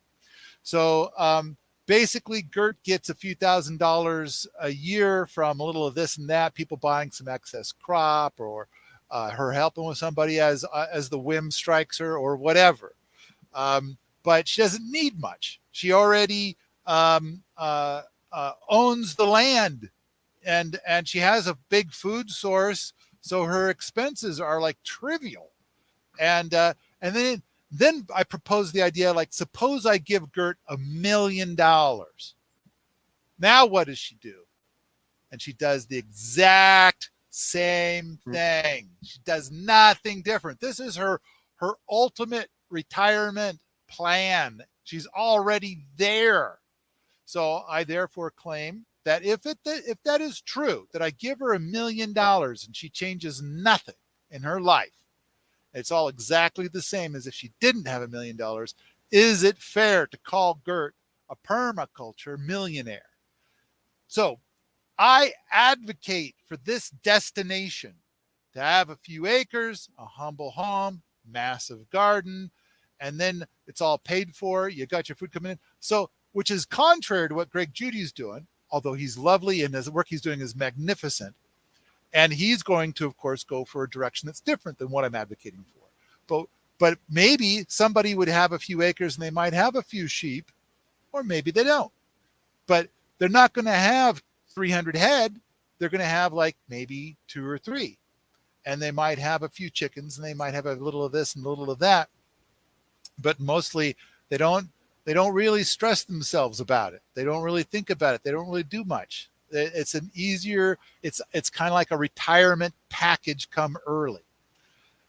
Gertitude, because it's Gert. It was that story that I wrote so many years ago, and it happened to be Gert. And so then it's like, now it seems like we talk about Gertitude every day now, is like the pursuit of being Gert. Yeah, we've talked about that for years. We've actually called it homesteading as a retirement plan. Okay. Right. And so it really is. And there is so many ways to do this. And it's actually easier now than it was even 10 years ago. Like, I know people, they move on their place, they permaculture it up. And a lot of their revenue comes from things that are not directly permaculture related. They'll put a few tiny houses in, they rent them through Airbnb or HipCamp. There's an income stream. But then they use that money to develop the property, and they end up pushing their living expenses to almost nothing. And then some people do come to the HipCamp or the Airbnb because they want to see the permaculture. Some people just want a place to stay that's nice and quiet and private. And there's room for both there. And there's all these ways of monetizing a property, whether it's direct monetization, I'm renting you a tiny home, or it's indirect monetization of, well, since $500 worth of food a month comes out off my property, that's $500. That's what you're talking about. I don't spend that $500. That's $6,000 a year, and it's more than 6, right? Because I don't pay tax on it, so it's 10. It's $10,000 a year, right? And that's just entrepreneur mind, right? Like I worked out, for instance, my buddy bought this badass supercar, and he got it for like $65,000. It was like $100,000 car, but he got it for like $65,000 because he was able to go in and write a check for it. But when he put it into his business and you worked it out, he paid less for his supercar than I paid for my wife's Subaru. Right? Because of the way he structured it and real cost, right? So like you're talking about taking that business concept and bringing it down into a lifestyle concept to where if my property gives me what I need, then what I do spend, I spend for luxury, not for need. Where most people, the majority of their spend is either waste or it's need. And I think there's a difference between luxury and waste. Luxury is I understand what I'm doing and why I'm doing it purely for the experience. Waste is I'm trying to make myself feel better right now because my life sucks. You know, and so the people, like, there's a lot of people that they have a lot of wasteful spending in their life, but they don't have, like, if you say, okay, so what happened to your money last year? They don't know. Where if you ask me, like, well, what was your last trip to Florida like? I could tell you from the time we left and we got back, all the wonderful things that happened on that trip. That's luxury, where waste is, it made me feel better today. I don't even remember it tomorrow. That's and I think that if you're doing the kind of thing you're talking about with a property, every day is an adventure. Every day is an adventure, you know? Yeah. I mean, every day is, hey, you know, like I just noticed 2 days ago, like the first black swallowtail butterflies. And I think back to like when I was in corporate America, I still liked black swallowtail butterflies, but I probably wouldn't have noticed the first ones. I probably wouldn't have seen them. I probably would have said, you know what? Need to throw a little bit more fennel out this year because they like that stuff. Right? Like just, you know, but they're eating your fennel. They eat the fronds. It grows back. It's okay. Yeah. Right? They can have as much as they want. Right? They're out pollinating my trees right now. When the bees aren't as active as they will be later in the year, they deserve some fennel. It's fine. And I think your whole mindset shifts. Like, and again, I think it's back to Toby's like you're talking about Toby's liberation permaculture. You're marketing it differently. You know, it's freedom. And that's why I think they hate it. When I say they, I mean the power apparatus. They hate this. This is terrible for them. Yeah. Right? I'm going to spend less money on drugs. I'm going to go to the doctor less. I'm going to spend less money on health insurance. I'm going to spend less money on energy, even though they don't want me to spend less money on energy. They want to spend more money on energy. That'll fix it.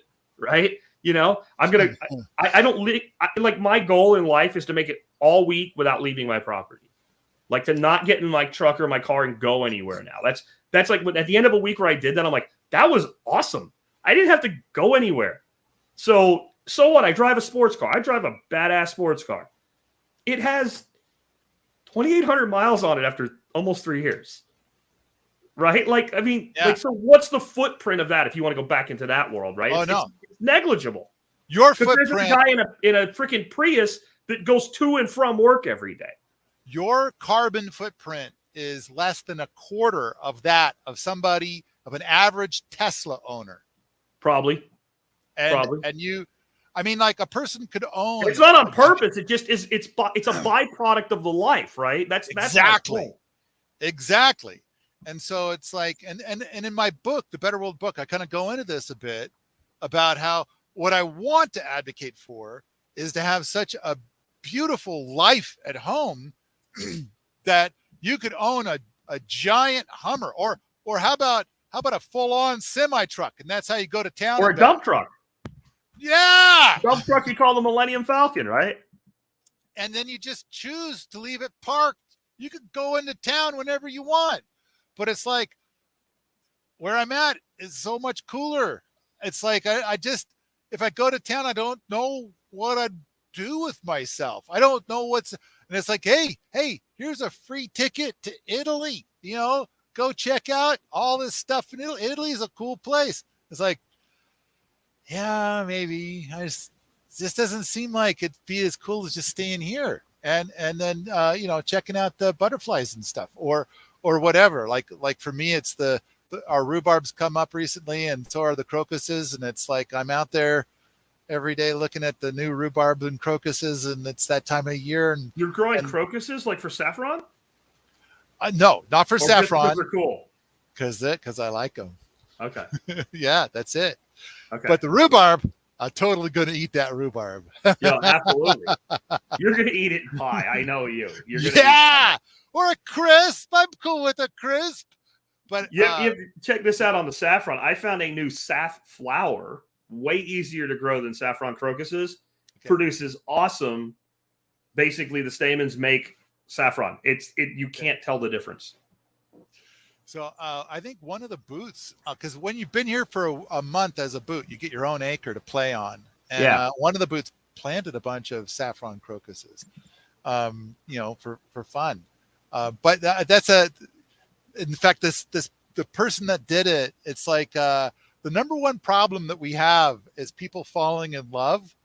And so 2 people came to a PDC, and then they stayed after the PDC. And then in time they fell in love, and then she inherited like a 500-acre ranch. She's now your neighbor somehow. Okay. She's down just because she's in Texas. There's 500 acres in Texas, so the 2 of them got married and live in Texas. The other problem we have is people falling in love with Canadians, and then they go back to be Canadians, because there's land in Canada. You are close to Canada. Yeah. And but I think Alan Booker was here, and he was like doing the math, and like 4 marriages have resulted from people coming here and falling in love and taking our boot camp people away. those Canadian bastards, or those Texan bastards, taking our people away. So, but yeah, that person, before she fell in love and inherited Texas, or a piece of Texas, then she planted a bunch of, so I guess we could go up there now. Maybe there's a whole bunch of saffron crocuses all over her plot that no one's adopted that plot. Someone could join the boot camp and go up there and be hip deep. Hip deep's not the right word. But you'll have a bunch of crocuses maybe. Now, here's the thing. You'll quickly find out why it's so dadgone expensive. I think like 2 or 3 come out of each one if you get it at the exact right time. Oh, okay. I mean, it's there's a reason it's the most expensive spice on the planet, or herb on the planet, whatever you want to call it. So, look, somebody in the comments, they know the names. Yeah, Jennifer and Josiah. That's right. Is it the Josiah? It's not your Josiah. It might be another Josiah I know, though. New Josiah. Yeah. So, was it a Josiah that was at the Sepulcher thing? No, because I met another Josiah there, not the one that was my intern, a different one. So, so you were at not a lot of Josiahs. That's yeah. So this is the guy. So we built this greenhouse here, and so he was the guy that did the roundwood timber framing for our truly passive greenhouse, which the numbers have come through. It's doing remarkably well. But what we've done is, it's like I keep seeing people doing greenhouses and saying, "Oh, it's passive," and it's kind of like, how could it be passive? You're running the whole thing off a giant fucking fan. What do you not understand what passive means? And it's like, so we designed this thing based upon some of the work from Mike Ayler before he died. He had a greenhouse design.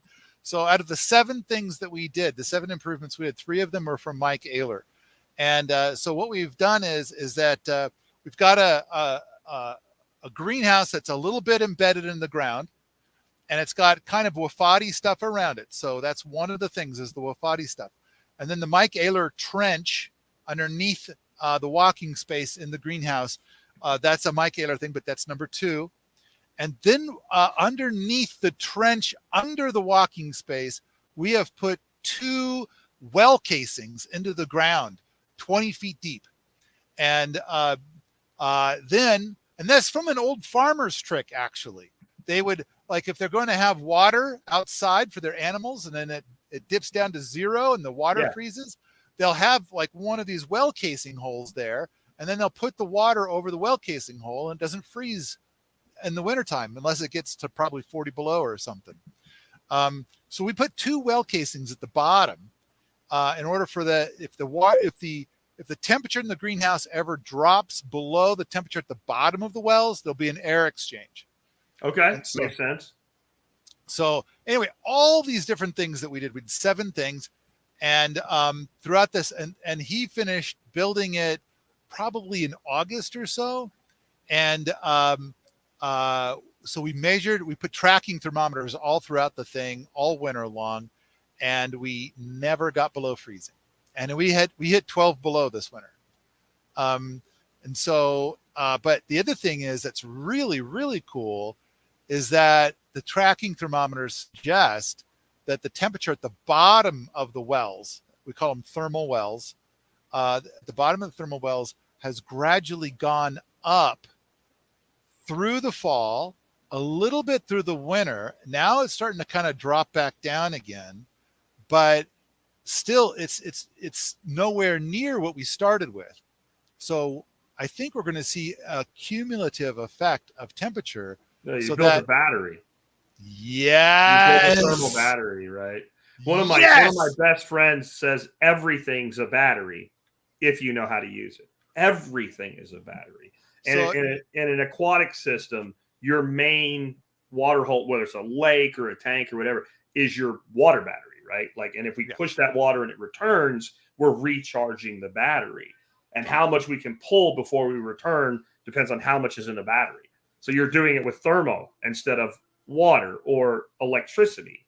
And so everything is a battery. That should be a permaculture principle. I have to totally rip David off and say it's a Jack permaculture principle. Everything's a battery. Ooh, yeah. I would love to see the list of Jack permaculture principles. You gotta listen to my new series. There's tons of them in there.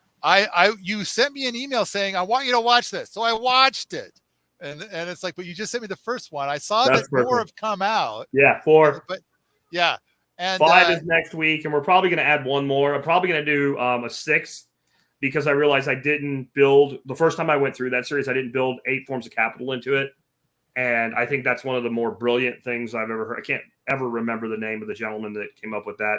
I always cite him when I do something on it, but I always have to look it up. Is it Jonathan something or? You familiar with Sepp Holzer has his principles. Yeah. And I think every other principle, I think he has 8, and every other one is observe. But one of the other ones is profit, like it just outright profit. And which I think is an important one. And I think it's great that Sepp has the courage to put that up, because a lot of people believe, I don't know, there's a lot of stuff out there that I don't understand, that like a lot of the people telling me that I'm thinking the wrong thoughts and they're telling me what to think. Usually when they tell me what to think, there's something about capitalism in there somewhere. Yeah. And I gotta say, I must have no idea what capitalism means. I think the problem we have whenever we have that discussion is that depending on what side a person takes, they have a different definition. So we have two people with totally different definitions of a word discussing the word, but not the definition. So most people have a problem with capitalism would define capitalism as the ability to control the capital, which I actually have a problem with. Making money is not capitalism, but then they blur the line there, right? So the fact that the capital can be manipulated and controlled, and for instance, they gave everybody stimulus checks the last 3 years, right? I'll be covering this on Friday in my show that won't be about permaculture. Basically, the inflation this year literally takes it all back, just the inflation. So if we want to talk about capitalism that way, you want to find a guy that's going to rail against capitalism, all of a sudden you think Jack Spirko is some dyed-in-the-wool socialist, right? But if you want me to say that it's wrong to obtain a yield, because that's all this form of capitalism is. There's different yields. There's a potato yield, right? There's a tree yield. There's a monetary yield. So Holgram, one of his 12 principles, obtain a yield. Right. So if I'm doing work and I'm not obtaining a yield, then I'm subject to entropy.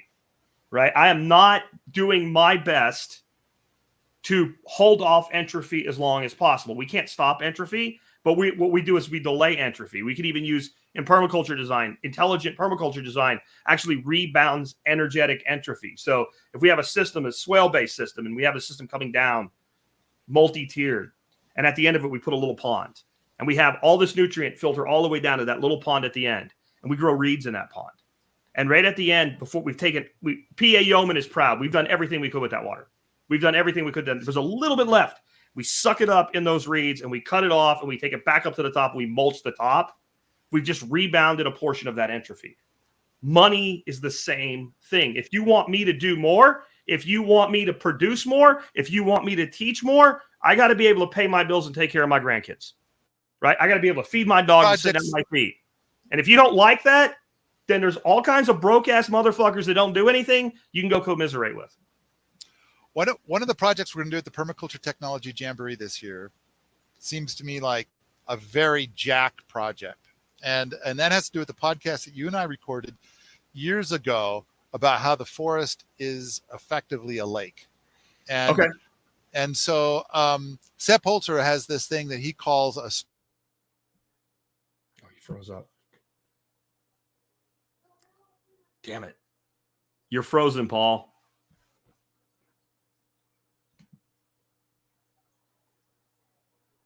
Well, this sucks. There you go. You're back. You're back. I'm back. Okay. Sepp Holzer has this thing that he calls. That's where you dropped off. He calls it a spring terrace. Okay. And so basically what he does is he makes a terrace, and instead of the terrace being perfectly flat, it's more like this, okay. Right? But it might go like 150 feet in either direction, which he'll call meters maybe. But anyway, the thing is that now all this water coming this way comes to one point, and any water that was coming down here also ends up at this one point. And then you build up your organic matter in that soil, and basically what we made was a jack spring, right? I'm going to call, if I call it a jack spring, you're going to say, oh yeah, I know exactly what you're saying. Because I have, right? I mean, this is, so you made this sponge, and he gets 400 gallons a day from his spring, from his terrace. So this is dry land. Totally. Yeah. This is something, it's been a long time since I've been on your show. So I gotta share this thing, because of course our lives are steered a bit by the haters, right? Sometimes well, maybe yours is. Okay. Fair enough. But as much as people have hated me or hated any of the permaculture greats we've already mentioned, I've deleted so much about Jeff Lawton off of Permies. It's like, wow. But nobody has been hated as much as Sepp Holzer. And really? Oh yeah. There's a woman in Austria who wrote a book about how much she hates Sepp Holzer. And I would love that. If somebody wrote a book, 20 Reasons Why Jack Spirko's a Dick, I would autograph it for people for money. I monetize trolls. You have it right there on the screen, Paul. I had Adam Curry on. I told him I monetize trolls. He made a fucking t-shirt that says I monetize trolls, right? Like, oh, beautiful. But Sepp, really? Okay. Okay. All right. So here's what happened. I mean, and hey, you saw Sepp's work. You were there. Yeah. And so when you're doing earthworks, it kind of looks like a strip mining operation when you're in the middle of it. Right? Of course it does. Yes. Yeah. I mean, duh, what the fuck did you think was going to happen? And so, all right. So this gal over in Austria, she hires Sepp to come and Seppify her place. So he comes over and he starts shaping things and building some ponds and whatnot. And she runs him off. It looks like a strip mining operation. Get the fuck off my land. I thought it was going to look like this lush jungle. And you made it look like a strip mining operation. So who's the fucking idiot in this scenario? That woman. Okay. So she hates him so much now because he made this strip mining operation on her property when she was paying him to make a jungle. I know this person now. I know what you're talking about. She's no farm, no tours, nobody wants to see it. Like, yeah. Boo-hoo, bitch. So she writes a book about what a horrible monster Sepp Holzer is. And so she just spews the hate. And so it sells pretty good. She makes some good coin. I know where this is going. Then she decides to take it the next step. She sues him. Yeah. Okay. So let me guess, the word countersue is about to come up. Oh, but of course it's fucking Sepp Holzer.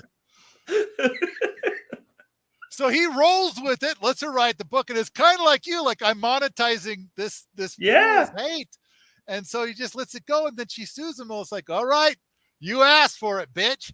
So they have their day in court. And so then the judge makes his decision. And in fact, when you met Sepp, it was like 2 weeks after the decision came out.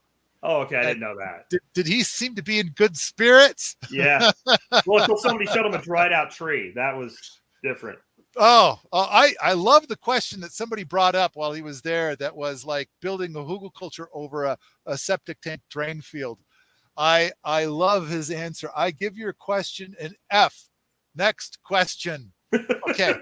Oh, but to finish up the story, the judge, he says, okay, here's the deal. I've decided. Here's how it's going. He turns to the woman and he says, okay, first, you're going to take everything you got and you're going to give it to Sepp. It's all his now. The book, your property, everything you own is now the property of Sepp Holzer. Next, after that, you're going to go spend 3 years in the pokey. Oh, wow. Yeah. That's bitchy, so, man. Now, smack you down. Yeah, they don't fuck around. So, anyway, so it turns out, I guess the judge decided she's full of shit. So you fucking crazy, and you were naughty. So here's the thing. Here's the next bit. So of course, you know about the Kramerhof, right? Yeah, that's where all the farm for those that don't know. All the beautiful video that we've seen over the years, it all comes from the Kramerhof. It's just stunning. It's just all those ponds on that steep hillside. That's the Kramerhof. Well, now Sepp has this new property. He calls it Holzerhof. Holzerhof. It's her property. I bet it is. Yeah. That's what it is. And he lives there now. Oh, he moved. That's where he lives. He moved to our place. He gave the Kramerhof to his son, Joseph, and Sepp moves to this new place. That's her old place. And of course, he totally Seppifies it the right way. But one of the things that he invented while he was there, because of course the man is constantly inventing stuff. Yeah, is this spring terrace. That's what he calls it, the spring terrace. I'm sure his words are actually more German. That's all I've heard is spring terrace.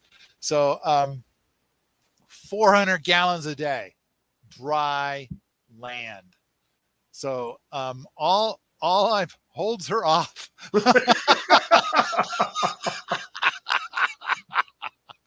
Who said that? That is awesome. Okay. You actually know it's Leanne.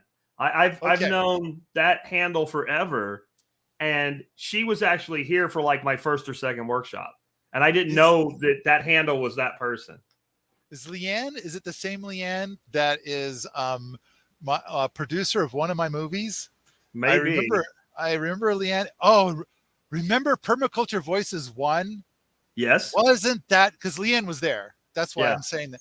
But I loved that conference. I had so much fun. I had such a good time. And one of the pictures that you were showing or looking through or whatever was a picture of you and I at Permaculture Voices 1. And we kind of sat down, and there's like, I don't know, this huge crowd around the two of us. And I don't know, we just had a great time. I just loved that event. And that was great. It was too bad it wasn't really sustainable for Diego. I think part of it was doing it in the same place every year. Like, I think events like that have to move. I think they have to move around, you know? Debatable. I wish that I wish that Diego had greater success with it. But, yeah, I do too. I think Diego got frustrated the second year he tried to do it when he was getting close to the date and he hadn't sold very many tickets. Yeah. And it was freaking him out. Yeah. And he just didn't want to be freaked out like that anymore. Yeah, and, there were a lot of takers involved in that second one. I won't go there. What I want to do now, I want to make sure that we get you a good opportunity to tell people about, because we talked about what you're doing, but how they can come out to your place, because we're heading up on 2 hours here, and I'm going to need to wrap up for biological reasons. Okay. So we've got the the boot program, and so people could come out and be part of that, for a week if they want. A lot of people have been doing what we call the SEPR program, and that's when you rent one of our structures for however long you want, and then you can pop into the boot camp however much or little as you want. But the big one, of course, that everybody wants is the events. And so the PDC for scientists and engineers, that's going to be a very intensive PDC. I think most of the people that attend PDCs, like if you're going to attend a regular PDC and you find yourself yawning or bored, then this PDC, I think most people, if they attempted to attend this PDC, would find it's too intense. It's too much like drinking from the fire hose. Yeah. I think if you've listened to all of Jack's podcasts or even half of them, I think you'll do fine. I think that if you've already taken, we've had like probably a quarter to a third of the people that come every year are people who have taken Jeff Lawton's very good online course, and they want just something more. And so we had a lot of those people. But yeah, we have had a lot of people that come from the science and engineering communities, a lot of architects, a lot of people that are already very permaculture savvy coming. But Alan teaches a very intensive course, and I think it's amazing. So there's that. Then the Permaculture Technology Jamboree, which is just so many different builds. I'm amazed that we even still have tickets left. But we've got so many builds happening simultaneously. And this time we are going to have a couple of videographers there. Don't know if we're going to make a movie or not, or a video or whatever. But even if we do, there's too much. There's too much happening simultaneously to like make a movie. But maybe we will. But we have two people who've said that they're going to come and video everything. So it's like, okay, it'll be videoed, but we've had events videoed before and nothing ever got made because nobody did the editing. And so, or something went wrong with the video. That always happens. But if nothing else, check out all the different things that are slated to be built this year. I think I did a really lousy job of remembering what all is going to be built, what all is going to be done. All I can remember is like whichever thing was the thing that we've been talking about the last 2 days or something like that. But the builders are awesome. So when people are there, are you going to do what I do? People camp? Is that kind of how like? We have like I think we have like 40 bunks, and people can rent a bunk if they want with a but it's summertime, so they don't need a rocket mass heater. Yeah. But this last winter, we did our first ever winter event, which was the Garden Master course, which is like a Master Gardener course, but we're not beholden to the Chem Ag people. Yeah. Like when you take a Master Gardener course, it comes with a leash. Yeah. And in fact, you were saying something earlier, and it reminded me of my first time after I just became a Master Gardener, and I went out, and this guy's sister was dying of cancer, and he says, and this tree, I keep spraying it with diazinon every year, and it keeps getting aphids every year, so I have to spray it with diazinon again. And I'm kind of thinking like, this guy doesn't see the connection. Like he says, I'm sorry I'm late. I was visiting my sister in the hospital. She's dying of cancer. And I'm like, you don't see the connection here. Okay. Bill Mollison, digging causes weeds and weeds cause digging, right? It's that cyclical thing. I'm going to close the door. I'm not gone. Go ahead. Okay. All right. So we did a garden master course, which I think is everything a Master Gardener course has to offer, because it was taught by Helen Attow, who taught me Master Gardening, and she's magnificent and awesome, but it was in the winter, so everybody got to experience rocket mass heaters, for better or for worse. And I think we learned a lot having our first ever winter event. But the summer events, we're going to, the PDJ followed by the skip event. And I think that appreciate the skip event. You want to check in a skip. Skip is entirely free. Permies.com/skip tells you everything you need to know about skip. Although the book, we mashed it into a book. The Kickstarter for the book did really great. And we're going to be receiving pallets of books here in about 3 weeks. And so I think they'll probably be here just just before the BB20 event. That'll be kind of funny to get the skip books here. I've got, oh, right. Here's my pre-release copy of the book. I think it turned out really awesome. That's my summer events. Jack, I'm sorry I went so long. I'm okay. A chatty Cathy. Now we got a few things that people were asking us here. Let's see if we can hit a few, and then we do need to wrap. Packrat says best strategies to cool a house in hot, humid Middle Tennessee. Hasn't been built yet, so it's much easier when you haven't built a thing than when you already have. And you have to keep this brief. We got 4 or 5 here, like 1 minute general advice. I think I have a list of stuff at Permies. I think I have 2 different lists at Permies. But the best thing is to start planting some trees that get to be really giant.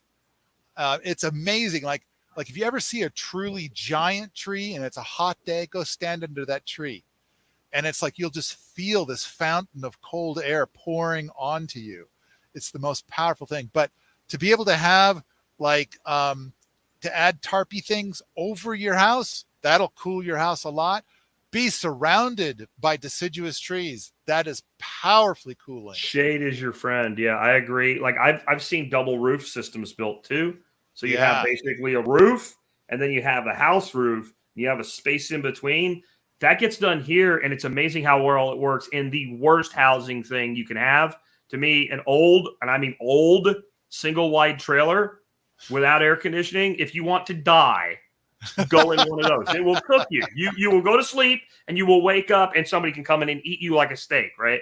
And I when I was looking for a house here, we toured several places where they said has second home or mother-in-law's, and it was like some tore up old single wide they just drug out in the field and used it as an office or whatever. And one of them had this, it was kind of shaped like a pole barn type roof over it, and they had a couple fans running in it, and it was August in Texas, and I wouldn't have wanted to stay in there, but it was reasonable. You know what I mean? Like you didn't feel like you were going to die when you were in there. So I agree with you on shade. Let's move on from there. I got 2 more. I got 2 more to do this. One okay, go ahead. The Wafati. Like when we hit, we had a day where it was 104 outside and it was 74 in the Wafati. And so it's like, there's that. The other thing is I put a video out last summer about how a rocket mass heater cools your home in the summer. And I could go on about that, but about a time. Next one. All right. Can you guys talk about refurbishing a garden bed? Just moved into a home with an existing garden bed. Not sure where to start. I don't know because I don't know what the person did before you got there, right? And it's conceivable that it may have been infested with God knows what, but I do believe nature cures all. And I would, if you're going to try to do this, I would do it with sheet mulching and compost. That would be where I would start. But if you have weird things when you grow, like to me, like if tomato plants come up and start rotting off the top, or peppers, or first thing I would plant is beans. If beans look sick, you've got herbicide in your soil. Like beans are the canary in the coal mine for herbicide. If anybody ever says to me, like I got straw and I don't know if I can use this straw as mulch, I'm not sure of the source. Take the straw, put it in a bucket, put it in a bucket. Hold on, put it in a bucket. Plant some beans in a flower pot. Plant some beans in a flower pot. You can say whatever you want, Paul. Shut up. Take the water from the bucket with the straw in it. Water the beans. If there's herbicide on that straw, those beans will not grow healthy. They won't. If there's one speck of glyphosate in that straw, a legume will be the first thing that will tell you that's sick. Don't use it. So I think you're on a good path there, Jack. Yeah. The problem isn't glyphosate. The problem is going to be aminopyrrolid, clopyrrolid, or picloram. Sure. But the same thing. Same thing. A legume is going to tell you like that you have that problem. I mean, the difference is a persistent herbicide versus a non-persistent herbicide. And so basically, I kind of feel like if you get, a big part of it is to go to a property, and if it's infested with weeds, that's a beautiful property. If you go to a property and there's just lots of grass, I'd probably walk away from that property. But with the question that was presented, my first thought was, I'm going to solve everything with hugelkultur. Okay. But Jack's point is watch out for those persistent herbicides. Yeah. And it's like, oh yeah, because as a gardener, as somebody that's bonkers about gardening, if persistent herbicides are there, I gotta You gotta move. start over. I can't, yeah, You gotta start and it's over. like, and You so might be able to do some fungal remediation if you use the right, but I mean, you're at a high level of geoengineering at that point. Most of the time, a garden is not going to have that problem. But what we do have happen, a lot of times people blame herbicide for this, and it took me a long time to figure this out. The person buys a commercially produced compost, and I don't mean a good quality commercially produced compost. I mean something that's done by a municipality where they build compost piles that look like stripping mines. They're huge, right? And then they have bad growth. And then they say, well, there was herbicide in it. And there probably wasn't because of where they get this. What happens is that gets composted at such a high temperature. It creates a bacterial and fungal ratio of certain fungus and bacteria in that compost. And it takes a long time for that to rectify. And you put it on plants and you expect them to grow better and they grow worse. But what you'll, if you have that problem, plant broccoli or kale or anything in that family. And if you plant that in it and it grows well and everything else grows like shit, there's the problem that you have. Because if it was an herbicide, it would affect those plants as well. And I can't remember, but there's a particular fungus that occurs in compost that is composted too high and in too large a quantity. And so that's more likely to, when you show up at somebody's garden, most people don't put herbicide in their garden. Like, that's dumb. So, but they will go down and buy compost from one of these facilities that compost at way too high a temperature. That can be fixed, but it might take 2 seasons. You might be better off building a new garden.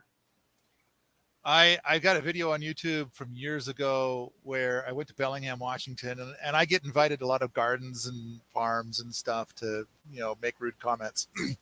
And the thing that was the overwhelming deal there is that all these people would go to their gardens and look. They were all struggling with, they'd all bought commercial compost, and the only thing that they could grow is grass. And it's because it contained persistent herbicides.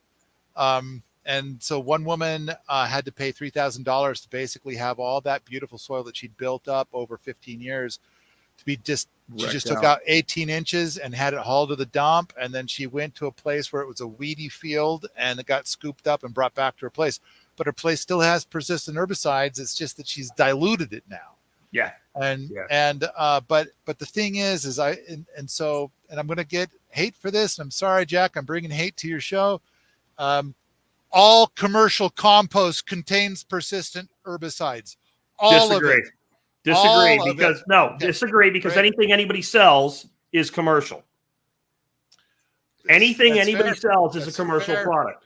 So if you want to say off the shelf, you're probably right. But to say that all commercial compost, compost sold by any party to another party has persistent herbicides is demonstrably false, and I can prove it to you. No, yeah, you could, which is great. Go for it. I love the idea of being able to prove. Now, of course, how do you prove it? If you're going to talk about aminopyrrolid, which is 1,000 times more difficult to test for than clopyrrolid, which is more difficult to test for than, say, picloram. Hold on. Well, you prove it by the entity doing the production. Where do they get their materials? So there's no aminopyrrolid on the top of a tree. So if the primary source of carbon and nitrogen that a facility is using is trimmings off the top of trees instead of ag waste or sewage, right? Okay. Then you already know that and if there is some, like, somebody flicked a piece onto it or something, it's diluted enough that you don't need to worry about it. If you look at the operation that was in one of Lawton's videos up in Vermont, I can't remember the gentleman's name. He does all his composting with chickens. I guarantee you there's no persistent herbicides in his compost, and you can buy it, i.e. now it is commercial. So you're making a demonstrably false statement. Oh. Now, if you go to the box store and you buy something in a bag, you're probably right. Okay, I need to shoot a hole in the thing that you just said. Okay. And that is that when people are going to buy wood chips to use for something, I would have to say that if you're going to travel that path, get your wood chips from a massive sawmill where all of their wood is coming from forest land. Do not get wood chips from any urban horticultural efforts. And the reason is I'm going to say the opposite thing of what you just said. And there are many schools of thought under the permaculture umbrella. So we'll get to do this. But the thing is like a lot of times it'll be because the tree will take up the persistent herbicide. And because the tree is not a grass, it dies from it or it gets sick from it. Most of the time it just gets sick from it. But if there's enough of it, it will die from it. And then whoever it is that has this dead tree, they're going to call an arborist and say, get this dead tree out of here. It died for no reason is what they'll say. It just died. And so, but that persistent herbicide is in that tree. And so then when they go and they chip it and they bring it over to your garden, now you're putting persistent herbicide on your garden. And in a lot of composting operations, it's basically it's your nitrogens and your carbons. The most common carbon to use is going to be wood chips. And so, but the thing is like the nitrogens they're using a lot of times manures, and those contain the persistent herbicides as well. And so it's kind of like I'm going to make this statement, and Jack is going to counter it. Yep. And that's cool. And you can do what you want with that information, guys and gals, right? Exactly. Like that's totally cool. I disagree. Paul disagrees. That's okay. We're allowed to disagree. I love that Jack disagrees. And so I support Jack in his disagreement of the thing I'm saying. All commercial compost contains. And I'll just add to it. I have seen wood chips put on every form of horticulture known to man, from small amounts to large amounts, across multiple climates from multiple sources. And I've never seen wood chips go onto ground and make plants grow poorly. I'm not saying it never happened. I'm saying I have never seen it ever. And I would also tell you, like, for instance, around here, where do the majority of wood chips come from? They don't come from some arborist cutting down somebody's tree in their lollipop, tree in their front yard. The vast majority come from the sides of roads, which has its own problems, but they're mostly from Splenda going through, cutting down the tree branches so they don't get into the electrical wires and start fires and take down power, right? So no one fertilizes that.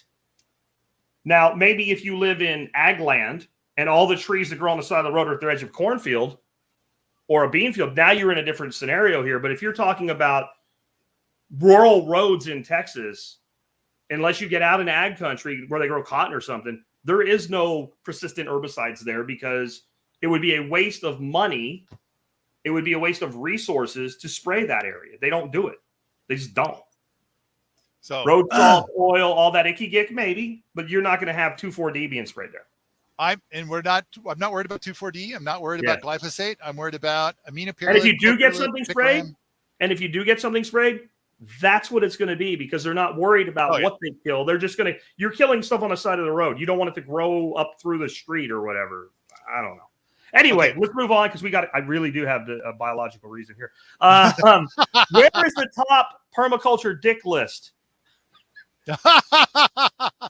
Apparently, it was at that shit show called Facebook.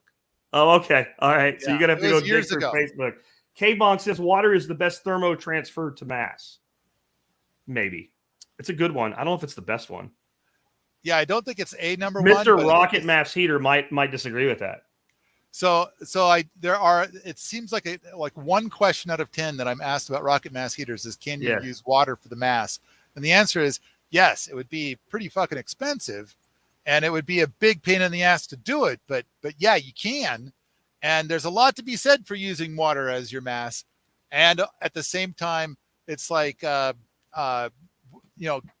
better be a damn good welder. I don't think he's talking about rocket mass heaters, though. He's just saying it's a good place to transfer thermo is with water. That water is awesome at holding temperature.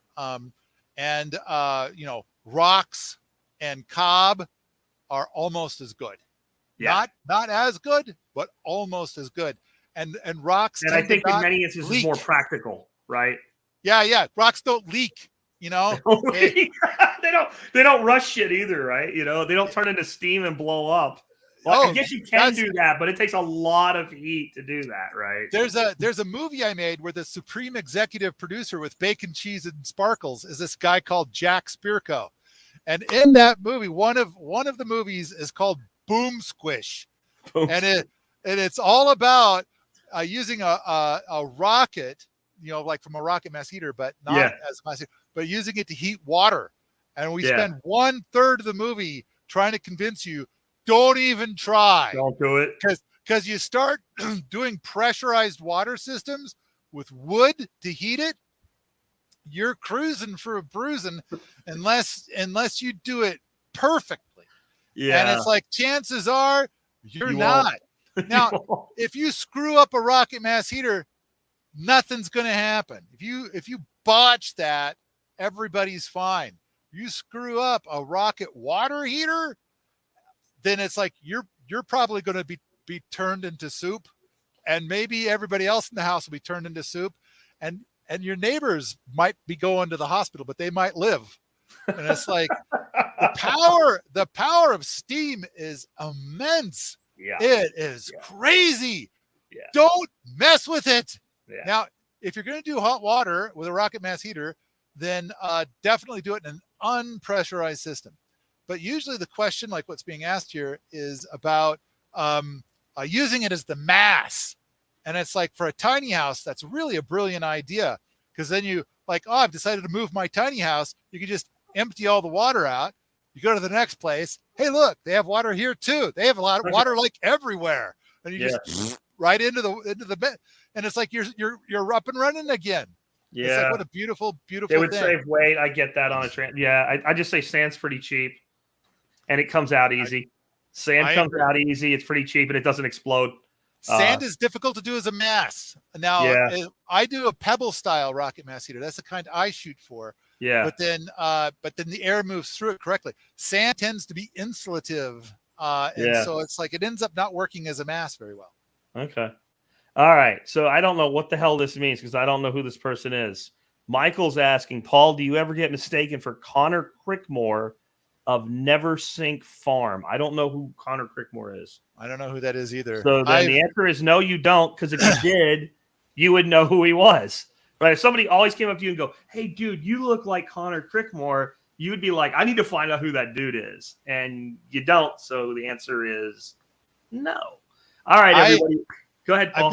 I've been compared to two movie stars. One of them is that Jeff Goldblum. I don't see the resemblance there, but I don't some either. people do. But the other one that I think is really funny is I can't remember the actor's name, but he does the Evil Dead series. I can't remember what that actor's name is. I think he's funny, though. I like that guy. I like Jeff Goldblum, too, though. I like Jeff Goldblum. You're just not him. I just don't think I am. Yeah, I don't see it. You're way too emotional to be Jeff Goldblum. Jeff Goldblum's like, I'm angry. I'm really angry. I'm very, very angry. I'm happy. No. I'm very, very happy. My favorite line by Jeff Goldblum. You're gonna fly, right? I'm doing Jeff Goldblum speak. Yeah. My favorite line by Jeff Goldblum of all time, and we'll wrap up here. Life finds a way. Okay. From Jurassic Park. That was like the same series is he says, oh right, now it's ooh ah. Later there's running. Screaming. Paul, I've had a blast. Please let everybody know again how they can find all your stuff. Permies.com. We have a brand new website now for all the events. Wheaton-labs.com. We've got all the stuff about the boot camp there and our events and everything we're planning to do here. The separate program, all that stuff is out there. But Permies.com is the core of all your free everything. I think for everything I have to sell, I have 1,000 times more free things. Most of the stuff I sell, I also offer the exact same thing for free. People just like it in the for sale format, I guess. We're brewing up a new Kickstarter. Hopefully it'll be out in like 2 or 3 weeks. We have video of the Rocket Mass Heater Jamboree that was here this last fall. Thanks, Jack. Cool. Very cool, man. Thank you for being with us today. We'll wrap up there, and we got to have you back on again sometime.